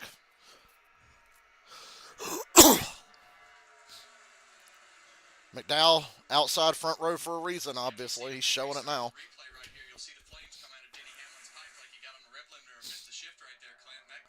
He still got a if Hamlin missed a shift and still got the lead the way he did there for a second, that's pretty impressive on the push from Bill.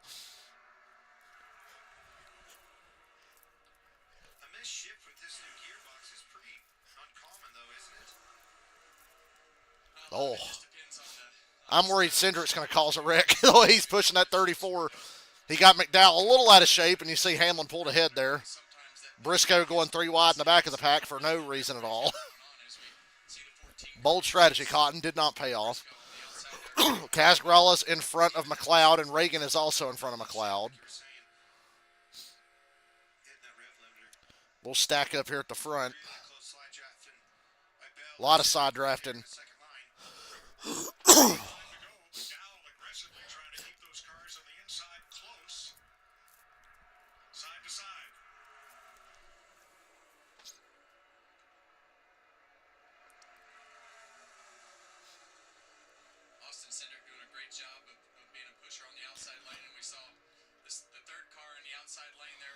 We're at 5 to go.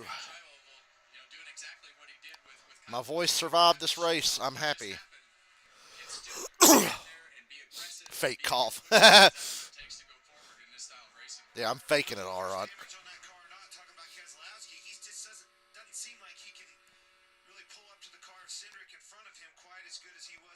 I'm not your girlfriend. I don't fake anything. I'm kidding. Oh, that's about as... Oh! Hamlin made an aggressive move, and McDowell jumped out of the guy. McDowell's going to pull it. McDowell said, fuck this. McDowell said, I'm starting outside front row. I'm out. He got shuffled out of line and backed off immediately. So, that is an unusual move by Hamlin.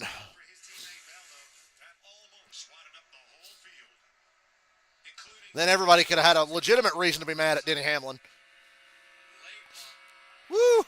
McDowell said, all right, I'm done. I'm good. He did the Mark Martin. He got the fuck out of there.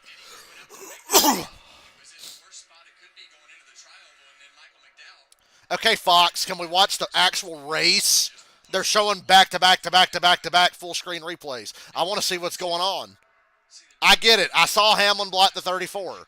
I saw that. All right, now what's going on? Hamlin's in front of Cindric, and Keselowski's third. Casgralla, fourth in line on the outside. Bill and Nemechek leading the bottom, 3 cars back. Now making a push in the center of the corner.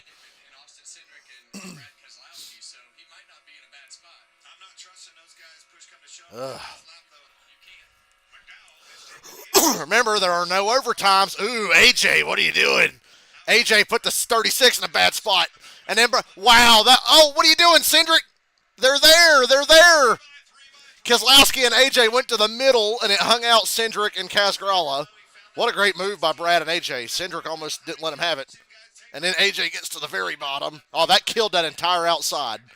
Good grief. 2 to go. 3 Toyotas out front. That got Casgrala back to where McLeod could have a chance to beat him. That's one thing that whole shuffle did. I think Hamlin's pretty safe now unless a second line gets formed up. They've only got a lap and a half to do it. And the 60 is going to push the 36. They're Fords. So I think BJ still might be shit out of luck here. They're side by side. Just like Johnson and Yaley in the first duel. The 2 transfer guys are side by side. Brad and AJ fucked this entire race and got the whole field single file out of that mess. Oh. All right, Cindric and Keselowski making a move. Harrison Burton pulls up in front of them. Outside line's cut. Is it too late, though? I think it's too late. They might get there. Ooh, yeah, that bottom line lost a lot. Yeah, they're coming. Burton's going to get there and have a chance. Bell sees it coming. Oh, Bell, that's really risky. 21 could have shot to the middle. Oh, Hamlin blocking the 20. Uh-oh. They lost each other. Hamlin's going to lose a lot of momentum here. There's 2 car lengths between him and the 42 behind him. Big push from Cindric to Burton. Burton looking for a place to go. Cindric on the apron almost. Barely stayed above the yellow line. His left side tires were straddling the transition from the banking to the flat. Big run off of 4. Cindric's going to block, or Bell's going to block Cindric, and that's it. Oh, who's the transfer spot? It's Gralla. Christopher Bell wins. Cas Gralla made the Daytona 500. Oh, my God. He's not going to be happy about that. I think being on the same team, I think Harrison Burton is going to be severely unhappy with Austin Cindric. Well, Cindric fucked his own teammate in the duel a couple of years ago, and then walled his own teammate in the 500. So we're really surprised. And Christopher Bell won the race.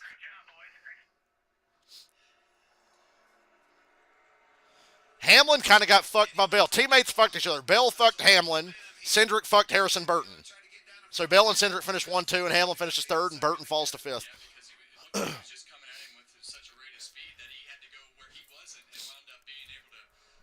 So Toyota sweeps the duels. They got Reddick in the first, Bell in the second. Who would have thought? Didn't see that coming into these races tonight. The numbers didn't matter. Bell was really blocking on his own behalf and Hamlin's behalf, and it ended up paying off for him.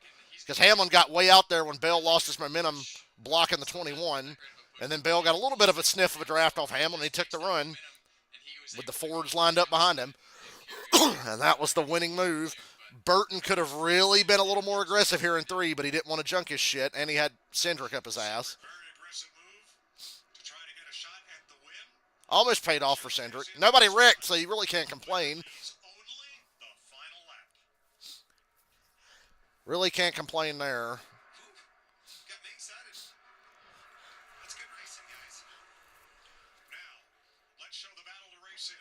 McLeod made a valiant effort here. Everybody's 3 wide in the back off of 4. His line just stacked up a little more. Gralla had a push from David Reagan and the 14 in front of him, and that sealed it.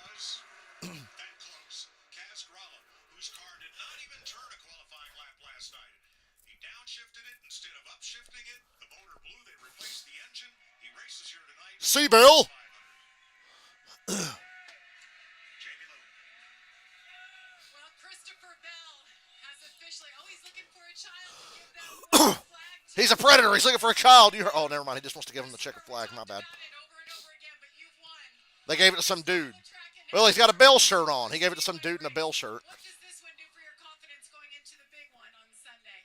Yeah, it feels good. These plate races, man, they're, I don't know what to think of them. Me and Adam Stevens, my crew chief, we have a running joke that I always say these races are 100% luck. And I know that that's not true, but it seems like we've been struggling to get to the end of it. And you know, I know I've been a common denominator in a lot of the wrecks. So it feels good to do everything right today. Well done. Thank you. He's got his car in one piece. And he gets a trophy. Duel number 2, trying your best to hold off Christopher Bell. What more did you need at the end, and what did you learn? Yeah, I probably just need to cover the top there a little bit better. I think if Hamlin covers the top, they stack up and wreck. Great, really good move by him. There was a huge run with those Fords. Started to get stirred up there behind him, and we're trying everything he can to block both lanes, and he just can't. You got a big one, and really just good solid day, and got some information to learn from, and we'll go race here on Sunday. Hopefully on Sunday. My money's still on Monday. Last night, of course, the troubles, and then you come here tonight. Looks like you're going to be okay. You lose the draft, then you get the draft back with the yellow flag. Somehow you raced your way into the Daytona 500. How are those nerves right now? Oh man, I'm just coming down from it, but that was so much more stressful than it needed to be for us. For a little while there, we looked to be in good shape, and then we had some trouble there. We have an official Daytona 500 starting lineup to look at soon. Front Row Motorsports, they worked so hard the last 24 hours to get our car ready to race today. Yeah, and Toyota's won all 3 NASCAR races this year. The Clash and the 2 Duels. A short track and a big super speedway. We'll see how they do on the in-between tracks, but obviously they can get it done on the big one, on super speedways. The Boston native makes the Daytona 500. Christopher Bell, Tyler Reddick, Christopher Bell gets a trophy. Tyler Reddick gets a trophy. Green Duel races, both by leading only the final lap. Last lap passes decide the duels. Oh shit, where's my remote? I see a shitty commercial coming. Ah! Alright, I'm not done yet. I'm hanging around for some post-race interviews. Thoughts? Anyone? Let me go to the Twitter.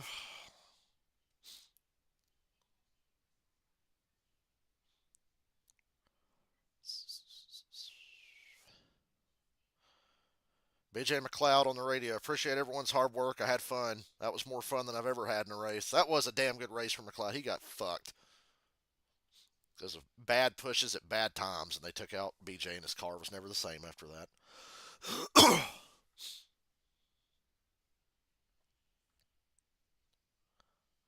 I had fun tonight, guys. And has Austin Cindric fucked over every teammate he's ever had on a super speedway? Like, I feel he pretty much has. He's fucked them all. I mean, he's desperate. His Cup career has been a total fucking bust.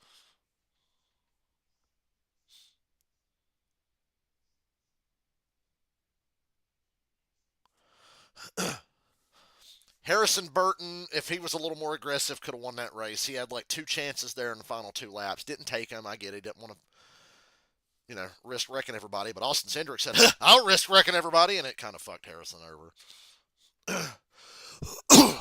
Those were fun races tonight. I'm optimistic about Sunday. Until we get that late wreck that leads to 30 overtimes and like 8 cars left at the end, and some dumbass like Stenhouse or Cindric wins the fucking race like we've had the last 2 years. Like 2 of the most undeserving Daytona 500 winners I've ever seen, but they won the race. Can't take it from them. No denying.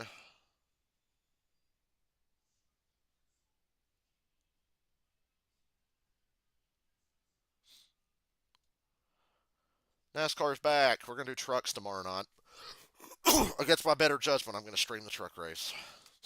Sacrifice time with my friends playing one of my favorite video games to stream some stupid-ass truck series action. Should be fun. Let's look at the entry list for trucks before I get out of here. Look at the entry list for the Craftsman truck. I'm still getting used to it being Craftsman again. Entry list. I know they practiced today.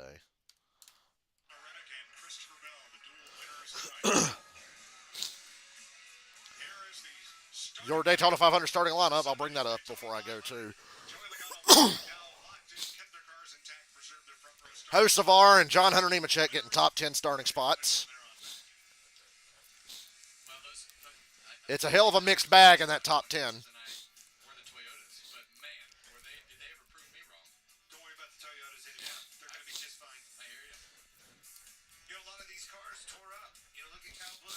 A lot of banged up cars, but not everybody's got to go to a backup.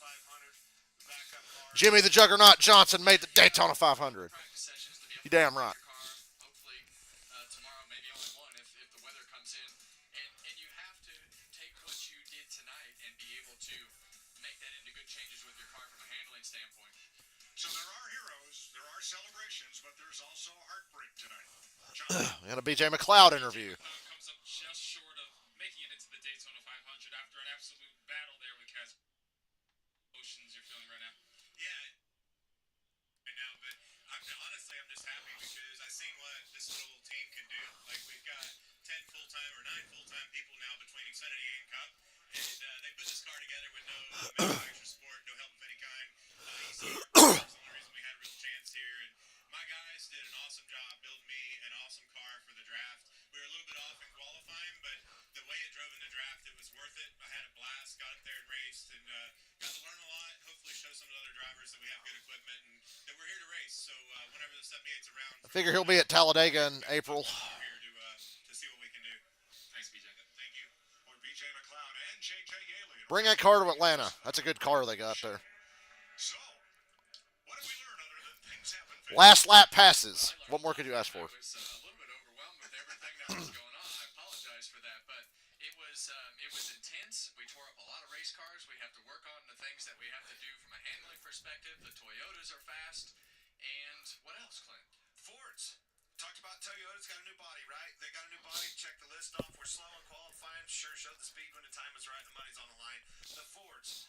This new body on the new Mustang, the Dark Horse, not quite as good as we've seen in the last couple of years. Was it handling? Was it too tight? Something like that? An aero balance? Something? Maybe practice will get some speed out of them. Strength is in numbers. They still have that. Can they use it on Sunday? The one car that I really like tonight, and I think we agree on this, which is going to be rare, I've learned, is how well the 5 car could push. Kyle Larson had a really good car, low key. The Hendrick cars that ran had a little better handling than they had in the last couple of years. Ben Toads to win the truck race. Yeah. Great. I love that. Always had speed with the Hendrick camp. Showed that with qualifying year after year after year. Didn't set on the pole this year. All of a sudden, here's the handling and that long run speed that they're looking for in a 500-mile race. Quickly, anything you saw you didn't expect tonight? Well, I saw a huge wreck. I think as the race progressed and the pushing and shoving became more important, they started pushing and shoving, and next thing you know, we had a wreck. So we tore up a lot of cars. I am Kevin Harvick. Well, he's Kevin Harvick, but that's what airs next right here on FS1, and we hope you enjoy it. Here's tomorrow on FS1. Christopher Bell still looks like he's 12 years old. Lots of practice. When will he actually start to look his age? All on FS1 Ron Blaney looked like a little kid for a long time. He looks like his age now. next, right here on Fox. So there's your truck entry list if you want to look at it closer. And Christopher Bell did. Tony Breidinger's in the race. Ended up in victory lane in the Blue-Green Vacations duel at Daytona. Corey LaJoy's in the truck race. But I guess I'm fucking out of here. I gotta go because I gotta go lay down, try to get some good sleep for the first time this week, and go to work tomorrow whenever I feel like it. It really is a weird dynamic being able to pick when you want to go to work. I'm not meant to have this kind of power. See you tomorrow night for trucks.